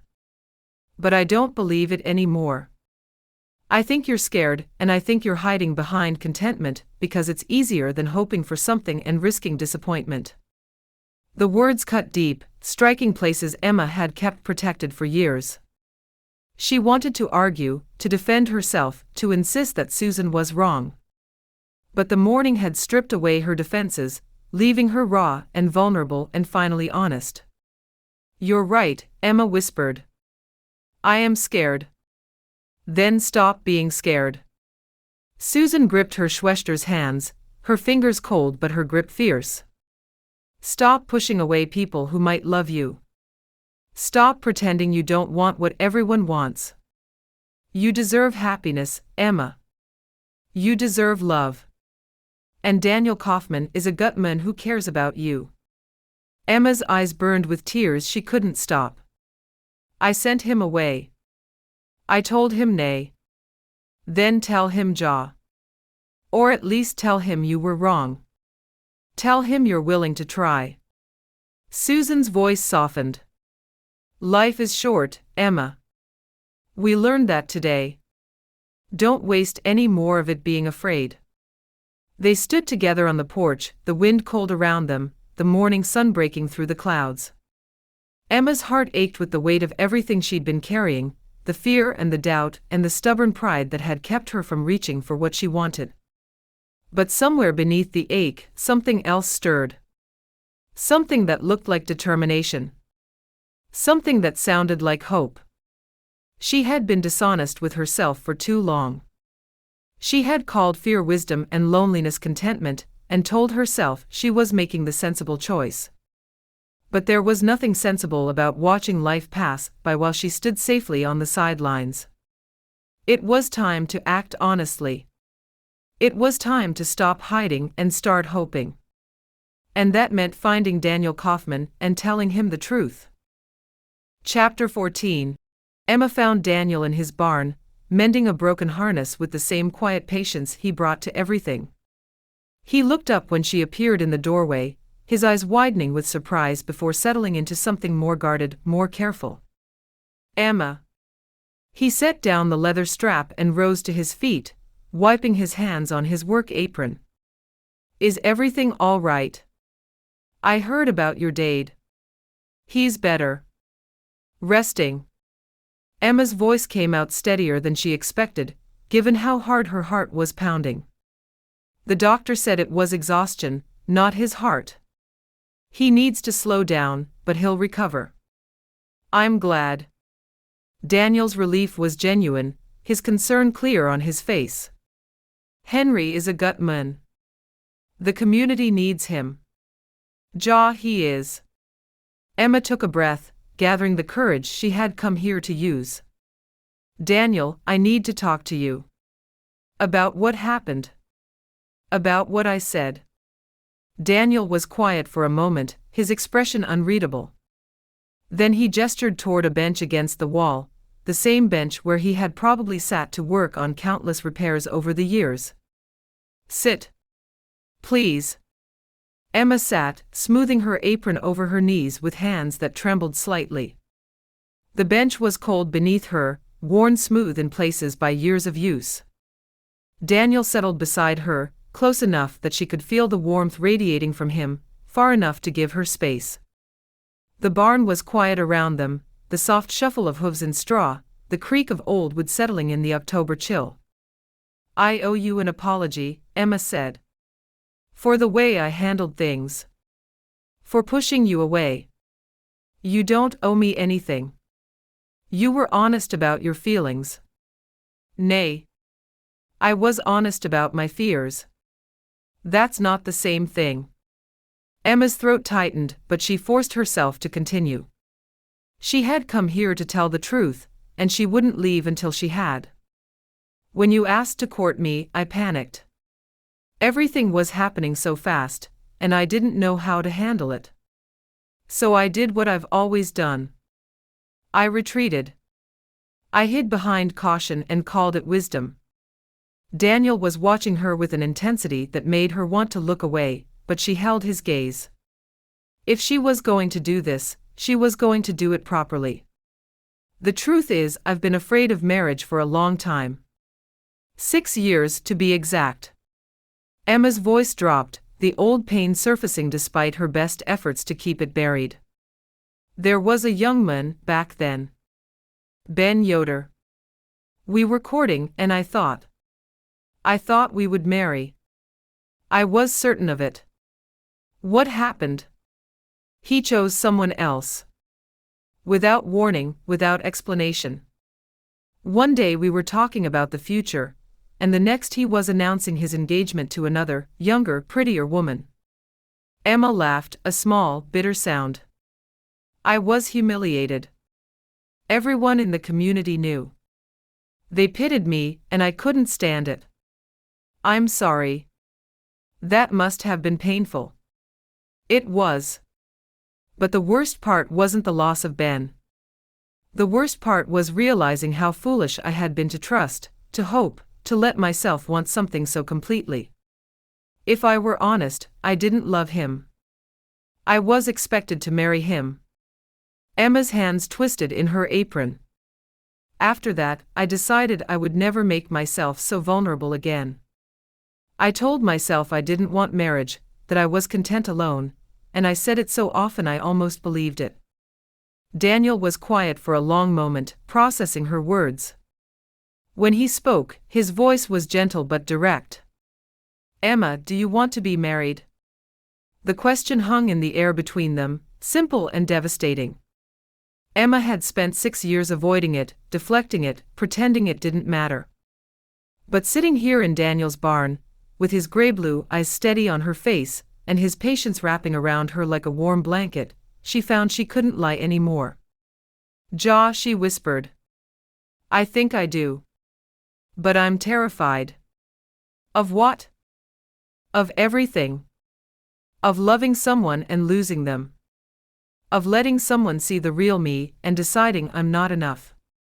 Of making the same mistake I made with Ben and ending up hurt and alone." Daniel leaned forward, resting his elbows on his knees. His hands hung loose between his legs, worn and capable hands that had built things and mended things and carried heavy loads. When he spoke, his voice was rough with emotion. "When Hannah died, I told myself I was done with hoping.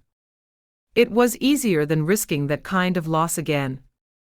For 3 years I kept everyone at arm's length. I convinced myself I was content with useful work and quiet faith." He looked up, meeting her eyes.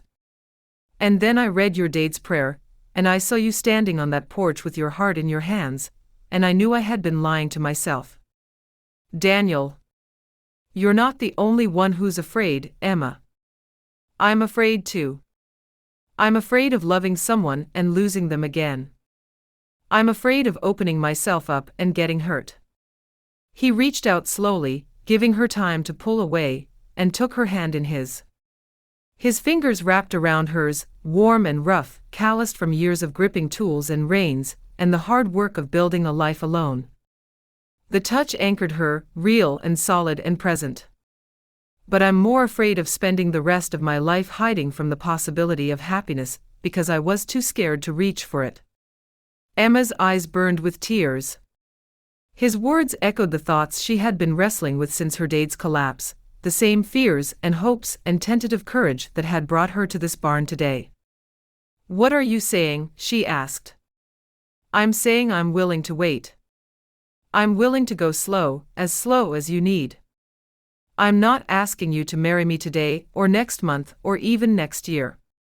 I'm just asking for a chance to get to know you. To spend time together.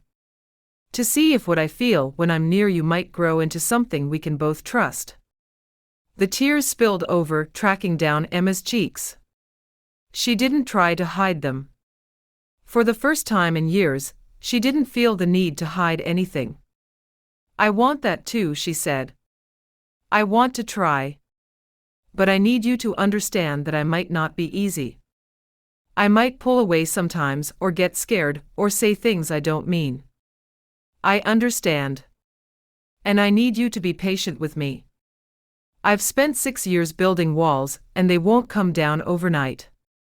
I know something about walls." Daniel's smile was small but real, reaching his eyes and warming them. "I've been building my own for just as long. Maybe we can help each other take them down." Emma laughed through her tears, a sound that surprised her with its lightness. "Maybe we can." They sat together in the quiet of the barn, their hands still joined, the weight of fear slowly giving way to something lighter. It wasn't love yet, not the deep and certain love that came with time and trust. But it was a beginning. A door opening where Emma had long ago shut everything out. "So," Daniel said, his voice carrying a hint of humor, "does this mean you're agreeing to let me court you properly?" "Ja." Emma squeezed his hand, her heart steadying in her chest. "I suppose it does. Your Dade will be pleased." "He will. He's been praying for this, you know. I found his note." "I remember." Daniel's eyes held hers, warm and understanding. "He prayed for a man who would see your heart and treat it gently. I intend to be that man, Emma. If you'll let me." Emma nodded, not trusting her voice. The future stretched before her, uncertain and frightening, but also full of possibility. She didn't know where this path would lead, didn't know if she would find the courage to see it through. But for the first time in 6 years, she was willing to try. And that, she was learning, was where hope began. Chapter 15. Susan stood at the kitchen window, drying the same dish she'd been drying for the past 5 minutes, her attention fixed on the two figures walking in the garden. Emma and Daniel moved side by side along the path that wound through their mam's old herb beds, their heads bent together in conversation. The October sunlight caught Emma's cap and turned it bright white against her dark hair.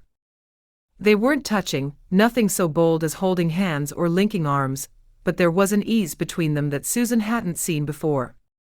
A comfort. An openness that made Emma look younger somehow, softer, more like the Schwester Susan remembered from before. Before Ben Yoder broke her heart, Susan thought. Before Emma learned to keep her heart locked away.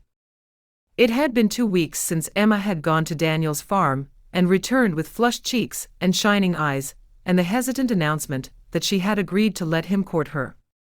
2 weeks of carefully chaperoned visits and long conversations, and the slow, patient work of two guarded hearts learning to trust again. Susan was grateful. She was hopeful. She was also terrified. Because if Emma married Daniel, everything would change. The house that had been their home since kinderhood would feel different. The routines that had shaped their days would shift and rearrange. And Susan would be left behind, watching her Schwester build a new life while she remained in the old one. That's selfish, she told herself sharply. Emma deserves this. She deserves happiness. Don't ruin it with your own fears. But the fears remained, stubborn and persistent, lurking beneath her joy like shadows beneath sunlight. She had spent her whole life in this house with Emma. She couldn't quite imagine what it would look like without her Schwester's steady presence, her calm voice, her practical wisdom guiding them through the small crises of daily life. When Emma and Daniel finally came inside, their cheeks pink from the cold October air, Susan forced a smile onto her face and busied herself with coffee. She listened to their easy conversation about the weather and the harvest and the upcoming singing at the Hostetler farm, and she tried not to notice how right they looked together. After Daniel left, promising to return the following evening for supper with the family, Emma found Susan in the kitchen and wrapped her in a fierce embrace. "Denki," Emma whispered against her hair. "For pushing me. For not letting me hide." Susan hugged her back, blinking away the sting of tears. "I just wanted you to be happy. I know. And I think I might be getting there." Emma pulled back and looked at her Schwester, her brown eyes bright with tears and something else. Hope. Pure, uncomplicated hope. "I never thought I would say that. I never thought I would let myself want this again." "I'm glad you did," Susan said, and she meant it. She truly meant it. Later that afternoon, when the dinner dishes were washed and the kitchen set to rights, Susan found her Dade in his workshop, sanding a small wooden box with the same careful attention he brought to all his work. His color was better than it had been after his collapse, his movements steadier, but Susan could still see the weariness in his eyes, the weight of years and grief that never quite lifted. "Dade? Can I talk to you?" Henry looked up and smiled, setting aside his sandpaper. "Of course, Doctor. Come, sit." Susan settled onto the stool across from his workbench, the same stool she had occupied since she was a kinner, watching him work and asking endless questions about the wood and the tools and the magic of making something beautiful from raw materials. "It's about Emma," she said. "And Daniel." "Ah." Henry nodded, his sharp eyes softening with understanding. "You're worried about what happens next. About what her courtship means for this family. How did you know?" "Because I'm worried too." Henry set down the wooden box and folded his hands on the workbench. "Change is always frightening, Susan. Even when it's a change we've prayed for." "You prayed for this." It wasn't a question. Susan had learned about the note in the hope chest, the prayer Henry had written to their mam. She understood now what had set everything in motion, even if she hadn't fully grasped it at the time. I did. I prayed for Emma to find love, or if not love, then at least the courage to stop hiding from it. Henry's voice was quiet, heavy with emotion. I didn't know what shape the answer would take. I just trusted God to provide one. And now that He has, now I'm learning to trust the rest of it. Henry met her eyes, his gaze unflinching. When Emma marries, this house will feel emptier. I won't pretend otherwise. I've dreaded that emptiness since before your man passed. The thought of sitting at this table alone, eating meals in silence, growing old without the sound of my doctor's voices, he shook his head. It frightens me more than I like to admit. Susan's throat tightened. She had always seen her dad as strong, steady, unshakable. Hearing him voice the same fears she carried made him seem more human, more vulnerable, more real. Then why did you pray for it? She asked. Why make the hope chest if you knew it might lead to this? Because Emma's happiness matters more than my comfort. Henry's answer was simple, unhesitating. A dad's job is to prepare his kinner for life, not to keep them close for his own sake. If I held on to Emma, if I'd encouraged her fears instead of challenging them, I would have been choosing my needs over hers. That's not love. That's selfishness dressed in worried clothes. But what about you? What happens to you when we're both gone? Henry smiled, a small, sad expression that crinkled the corners of his eyes. I'll miss you. Every day, I'll miss you. But I won't be alone, Susan. I have my work, my faith, my community. I have the memories of your mam, and the knowledge that I'll see her again someday. And I'll have 2 married doctors to visit, Groskinner to spoil, holiday tables to fill with noise and laughter. His smile widened slightly. It won't be the same. But different doesn't mean worse. Sometimes different is exactly what God intends. Susan sat with his words, letting them settle into the anxious places in her heart. Different didn't mean worse. Change wasn't always loss. Her dad understood that, even if it frightened him, and he was choosing to trust anyway. I want to be like you, she said quietly. I want to trust that much. You will. In time. Henry reached across the workbench and covered her hand with his. You're young, Susan. You're still learning that faith isn't the absence of fear. It's the choice to act rightly despite it. They sat together in the comfortable silence of the workshop, surrounded by the warmth of family. Outside, the afternoon light was beginning to fade, casting long shadows across the workbench and turning the sawdust golden in the air. When Susan finally rose to return to the house, she paused at the doorway and looked back at her dad. Emma is happy, she said. I can see it in her face. Whatever happens next, at least we gave her that. Ja. Henry's voice was thick with emotion. We did. The following Sunday, after the service and the meal, and the long afternoon of community and conversation, the formal courtship between Emma Wagler and Daniel Kauffman was quietly announced. It was done in the traditional way, with a word to Bishop Amos Beeler, and the understanding that the young couple would now be seen together at singings and gatherings, their intentions clear to all who cared to know. There were nay proclamations, nay public declarations, just a few words spoken to the bishop and a nod of understanding among the families who needed to know. But Emma stood a little straighter now, and Daniel's gray-blue eyes followed her across the room, and the air between them was charged with possibility. Something had begun, something fragile and precious and full of hope. And for the first time in weeks, Susan allowed herself to believe that change might not be something to fear after all. It might be exactly what they all needed. Chapter 16. The late October evening was cold but clear, the stars scattered across the sky like scattered seeds on dark soil. Emma walked beside Daniel along the lane that led from the Hostetler farm, their breath making small clouds in the frosty air, the sounds of singing fading behind them as they moved away from the gathering. This had become their ritual. After every Sunday singing, Daniel would find Emma among the young people and offer to walk her home. Sometimes Susan came with them, serving as a chaperone in the proper Amish way. Tonight, she had stayed behind to help with the cleanup, trusting Emma and Daniel to behave themselves on the short walk home. "The stars are bright tonight," Daniel said, tipping his head back to look at the sky. "My dad used to say that clear nights this time of year meant a hard winter was coming." My mam said the same thing. Emma smiled at the memory, a small, sad expression that held both grief and gratitude. She had sayings for everything. Weather, cooking, and kinner.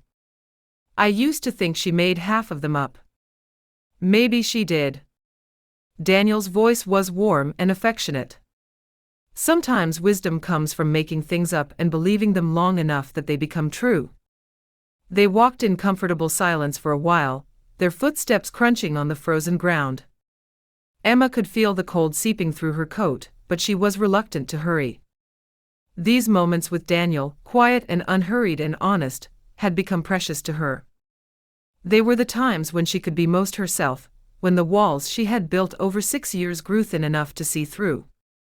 "Can I tell you something?" Emma asked, her voice soft in the darkness. "Ja. Always.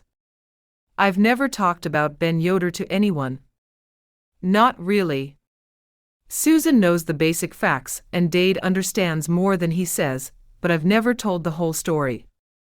I've never let anyone see how much it hurt." Daniel was quiet, waiting. He didn't push or prompt, just walked beside her with the same steady patience that had drawn her to him in the first place. "We were courting for almost a year," Emma said. "I thought I knew him. I thought we understood each other. We talked about the future, about marriage and kinner, and the kind of life we would build together. And I believed every word. What happened? He met someone else. A girl from another district, visiting relatives. He saw her at a market and something changed." Emma's voice was flat, stripped of the emotion she had long ago locked away.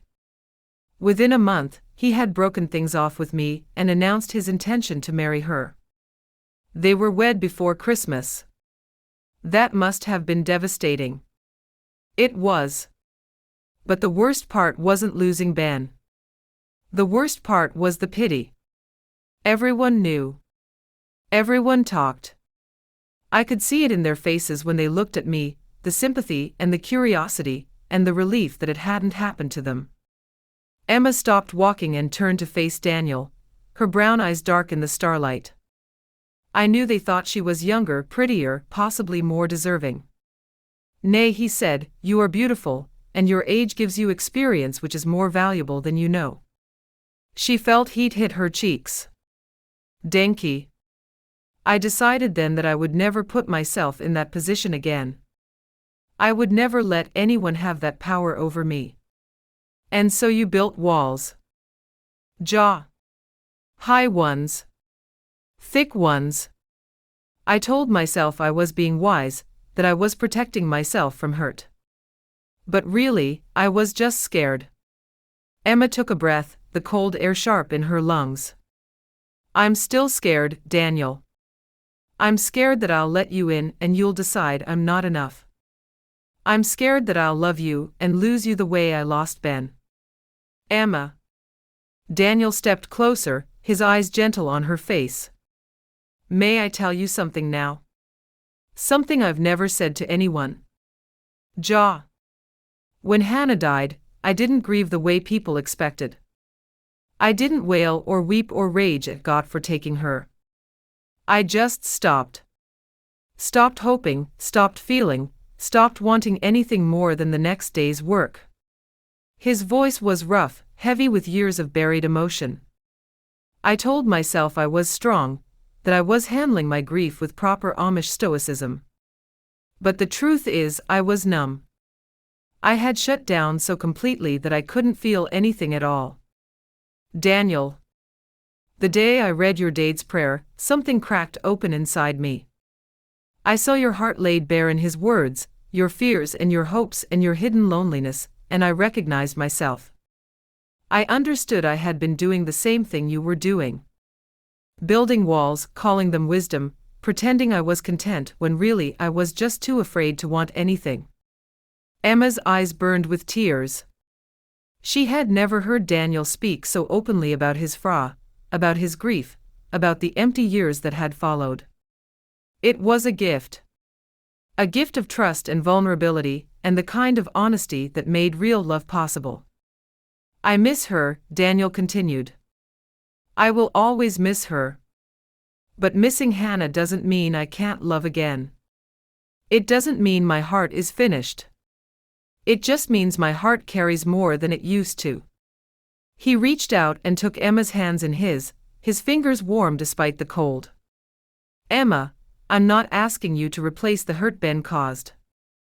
I'm not asking you to pretend it never happened. I'm just asking you to let me show you that not all men leave. Not all love ends in loss. The tears spilled over, tracking down Emma's cold cheeks. She gripped Daniel's hands tightly, holding onto him like an anchor in a storm. I want to believe that, she whispered. I want to believe you. Then believe me. Not because I've earned it yet, but because trusting is the only way to find out if I'm worth trusting. Daniel's smile was gentle, patient, full of the quiet hope that had drawn her to him from the beginning. I'm not going anywhere, Emma. I'm not looking for someone else. I'm here and I'm staying, and I will wait as long as it takes for you to believe that. They stood together in the starlit darkness, two people wounded by loss and loneliness, reaching across the distance they had both created. Emma didn't have the words to express what she was feeling, the strange mixture of fear and hope and something warmer, something that might someday grow into love. But she didn't need words. She just needed to stay, to keep holding Daniel's hands, to let herself trust that this moment, this fragile beginning, was real. Denki, she said finally, her voice barely above a whisper. For telling me about Hannah.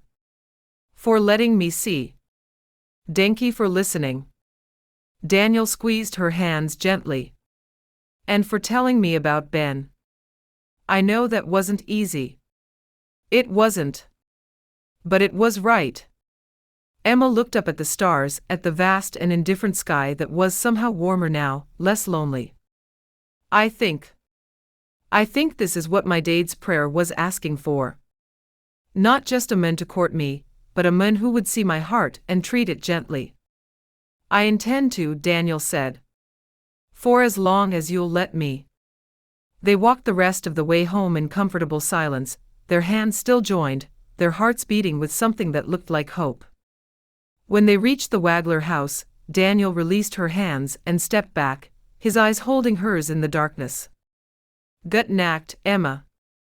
Gut nacht, Daniel. She went inside with a lightness in her chest that she hadn't known in years. The fear was still there, lurking at the edges, but it was smaller now, less powerful. In its place was something stronger, something brighter. For the first time in 6 years, Emma Wagler knew peace instead of fear when she thought about her future. And that, she was learning, made all the difference. Chapter 17. Daniel had been carrying the question for 3 days, turning it over in his mind like a smooth stone in his pocket. He knew what he wanted to ask. He knew what he hoped Emma would answer. But the weight of the words, the finality of them, made him hesitate each time the moment arrived. They had been courting for several weeks now, through the deepening chill of October. The community had grown accustomed to seeing them together, Daniel and Emma, walking side by side after services, talking quietly at gatherings, building something steady and real from the ruins of their separate fears. But courtship was not marriage. And Daniel had learned, in the years since Hannah's death, that waiting too long could be its own kind of cowardice. He found his moment on a Sunday afternoon, after the meal, and the conversation, and the slow dispersal of families to their separate homes. Emma was helping her Schwester clean the Beeler kitchen, her sleeves rolled up, and her cap slightly askew from the steam rising off the wash basin.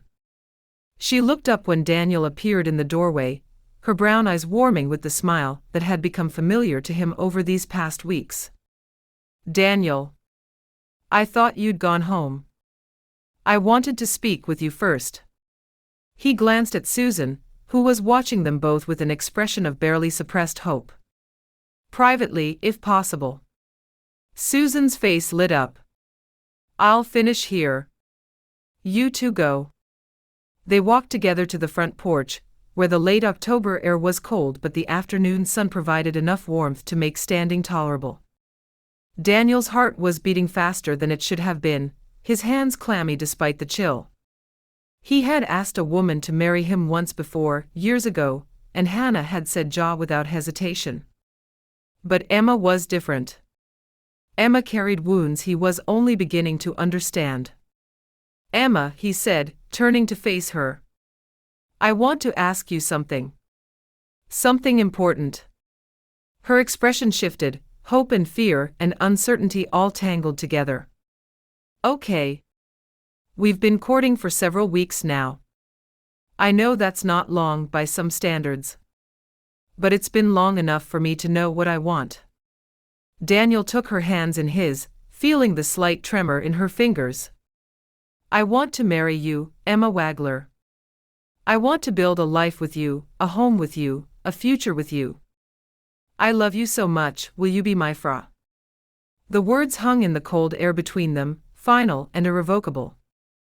Daniel held his breath, watching Emma's face, searching for some sign of how she would answer. Emma's eyes filled with tears, but she didn't speak. Her hands tightened on his, her breath coming fast and shallow, and Daniel could see the war being fought behind her brown eyes. Hope against fear. Love against caution. The future against the past. "Daniel," she stopped, shook her head, and started again. "I need time. To think. To pray." Daniel's heart clenched, but he kept his voice steady. "Of course. Take all the time you need. It's not that I don't want to say ja. I love you, too." Emma's voice cracked. "It's that saying ja means everything changes. It means leaving my dad, leaving the house I've lived in my whole life, starting something new and uncertain. And she looked away, her jaw tight. "I'm still afraid." "I know." Daniel released one of her hands and lifted his own to cup her cheek, gently turning her face back toward him. "Emma, I'm not asking you to stop being afraid. I'm just asking you to choose love anyway. Choose me anyway. Even though it's frightening. Even though you don't know how it will turn out. That's the hardest thing you could ask. I know. But it's also the most important." He held her gaze, willing her to see the truth in his eyes. "I'll wait. As long as you need. But I wanted you to know where I stand, what I'm hoping for. The rest is up to you." For a moment, neither of them moved. The quiet pressed in around them, broken only by the fading rhythm of hooves along the lane. Daniel lifted his hand, slow and careful, as if giving her time to pull away.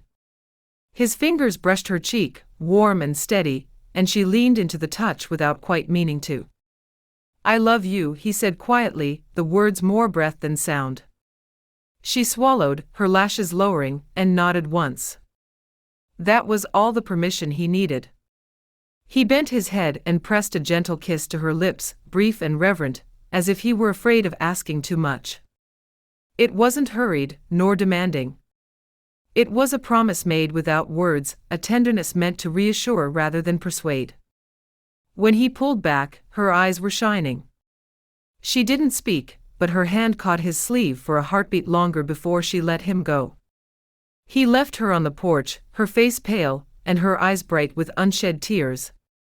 It was one of the hardest things Daniel had ever done, walking away when every instinct told him to stay, to push, to convince her that her fears were unfounded. But he'd promised to be patient. He'd promised to let her find her own way. And some lessons could only be learned by walking through them alone. Emma stood on the Beeler porch for a long time after Daniel left, her thoughts churning like water over rocks. She could still feel the warmth of his hands on hers, the heat of his lips, could still hear the quiet certainty in his voice when he asked her to be his fra. It was love, real love. Everything she'd wanted, everything she'd been afraid to want, was being offered to her on an open palm. And she couldn't bring herself to take it. The front door opened behind her, and Susan stepped out onto the porch, wrapping a shawl around her shoulders against the cold. I saw Daniel leave. He looked. Susan paused, choosing her words carefully. He looked like a man waiting for an answer. He asked me to marry him. Susan's face lit up. Emma. That's wonderful. I don't know what to say. Emma's voice was raw, stripped of the composure she usually wore. I want to say Ja.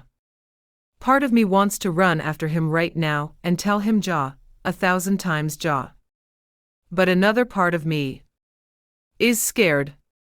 Susan moved to stand beside her, close enough that their shoulders touched. I understand that. Truly. But Emma, can I ask you something? Ja. When you think about saying nay, when you think about letting Daniel go and going back to your life the way it was before, how does that make you feel? Emma closed her eyes, letting the question sink in.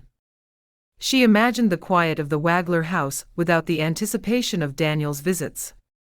She imagined Sunday singings where he no longer sought her out, walks along Faith's Creek where she walked alone. She imagined years stretching ahead of her, comfortable and safe and utterly empty. It makes me feel hollow, she admitted. Like something essential has been removed. And when you think about saying Ja. Emma opened her eyes, looking out at the familiar landscape, the trees, the fields, and the sky that was just beginning to turn pink with approaching sunset. She thought about a life with Daniel, about building a home, and raising Kinner, and growing old beside a man who had seen her at her most vulnerable and loved her anyway. It makes me feel terrified, she said. But also hopeful. Alive. Like everything I've been avoiding might actually be worth having. Then you know what you need to do. Susan's voice was gentle but firm. Emma, waiting longer won't make you less afraid. It will just mean you've wasted more time being scared when you could have been happy. Daniel is a gut man. He loves you. And you love him, even if you're not ready to say it out loud. Emma turned to look at her Schwester, this woman who had pushed and prodded and refused to let her hide. Susan's face was earnest, her eyes bright with conviction and love. When did you become so wise? Emma asked. I'm not wise. I just know you. Susan wrapped her arms around Emma and held her tight. Go home. Pray. And when you're ready, give Daniel the answer you both deserve. Emma walked home alone through the gathering dusk, her mind finally quiet. She knew what she had to do. She had known it, perhaps, since the moment Daniel asked. The fear was still there, crouching in the corners of her heart, but it was smaller now. Daniel would not leave her. This was not the same as before. This was love and real, and it felt so right. The fear was not gone, but it was manageable. Not gone, but no longer in control. Waiting longer was just another form of fear, dressed up as wisdom. Tomorrow she would go to Daniel. Tomorrow she would give him her answer. But tonight she would pray. And she would finally allow herself to hope. Chapter 18.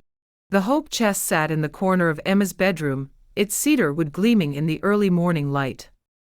She knelt beside it, her hands resting on the smooth lid, her heart steady in a way it hadn't been for weeks. This was the beginning. The chest that had started everything, that had forced her to confront the fears she had spent years avoiding. Inside lay the note, the prayer, the words her dad had written to her mam in the quiet of his grief. Words that had broken her open and in the breaking had set her free. Emma lifted the lid slowly. The chest was still mostly empty, waiting to be filled with the linens and household goods that every Amish bride brought to her marriage. But in the bottom corner, folded carefully on a square of white linen, lay her date's note.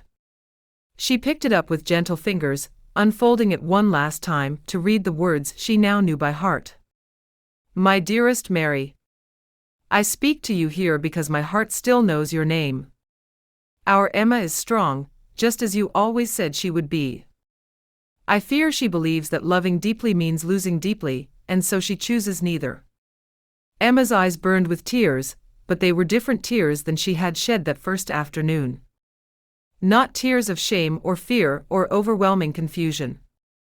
These were tears of gratitude, of understanding, of the particular ache that came from being truly seen by someone who loved you. Her dad had prayed for her. He had built this chest with his own hands, poured his hopes and fears into every board and joint, and trusted God to do the rest. And somehow, impossibly, God had answered. Not in the way Henry might have expected, not through the ordinary channels of matchmaking and community intervention, but through a collision on a porch and a note that was never meant to be read. If she is meant to walk alone, then give her contentment, and do not let her mistake fear for faith. But she wasn't meant to walk alone. She knew that now. Daniel Kauffman was waiting for her answer, and Emma finally had one to give. She folded the note carefully, pressing the creases flat with her fingers, and rose to her feet. The morning light was golden on the walls, the same golden light from her dream of Ma'am, and Emma carried the note downstairs with the certainty of someone who had finally found her way home. Henry was in the kitchen, sitting at the table with a cup of coffee and the slow, peaceful stillness of a man who had learned to find contentment in quiet moments. He looked up when Emma appeared, his sharp eyes taking in the note in her hands, the peace in her expression, the new steadiness in her posture. Emma. His voice was soft. What are you doing up so early? I have something for you. Emma crossed to the table and placed the note in front of him. I think this belongs to you. Henry looked at the note, then at his doctor, his weathered face unreadable. You're giving it back? Ja. Emma pulled out a chair and sat across from him, the way she had sat across from him 1,000 times, sharing meals and conversations and the ordinary intimacy of family. I found it in the hope chest. I read it. I know I wasn't supposed to, but I read it anyway, and it changed everything. I know. Henry's voice was rough. I've known since the day you found it. You've been different ever since. I was angry at first. And scared. And embarrassed that you saw me so clearly when I thought I was hiding. Emma reached across the table and covered her dad's hand with her own. But I'm grateful now. Grateful that you prayed for me, that you didn't give up on me, that you trusted God even when I couldn't trust myself. Henry's eyes glistened with unshed tears. He turned his hand over and gripped Emma's fingers, holding on with the same gentle strength that had guided her through kinderhood and grief, and the long, uncertain years since Ma'am's passing. I only ever wanted you to be happy, he said. That's all any dad wants for his doctors. I know. And I think I'm going to be. Emma took a breath, steadying herself for the words she was about to say. Daniel asked me to marry him. I'm going to say ja. Henry was quiet for a long moment, his gaze fixed on Emma's face as if memorizing every detail. Then a slow smile spread across his weathered features, crinkling the corners of his eyes and softening the lines of age and grief. That, he said, is the best news I've heard in a very long time. Emma found Daniel in his workshop an hour later. He was mending a chair with the same patient attention he brought to everything he did, his hands moving with sure, practiced strokes. He looked up when she appeared in the doorway, his gray-blue eyes cautious, hopeful, braced for either joy or disappointment. Emma. He set down his tools and rose to his feet. I didn't expect you so early. I have an answer. Emma stepped into the workshop, moving closer until she stood directly before him, close enough to see the hope and fear warring in his expression. An answer to your question. Daniel waited, his hands loose at his sides, his whole body tense with anticipation. Jaw. Emma's voice was steady, certain, filled with a peace she hadn't known she could feel. Jaw. Daniel Kauffman. I will marry you. I love you so much, and I can't wait to be your fra. The tension left Daniel's body in a rush, replaced by a joy so pure it transformed his face. He reached for her hands, gripping them tightly, and Emma saw the tears spilling down his cheeks. You're sure? His voice was rough. You're not saying this because you think you should, or because you're tired of being afraid. I'm saying it because I love you. The words came out easily, naturally, as if they had been waiting years to be spoken. I'm saying it because the thought of living without you is worse than the fear of loving you. I'm saying it because my dad prayed for a man who would see my heart and treat it gently, and you are that man.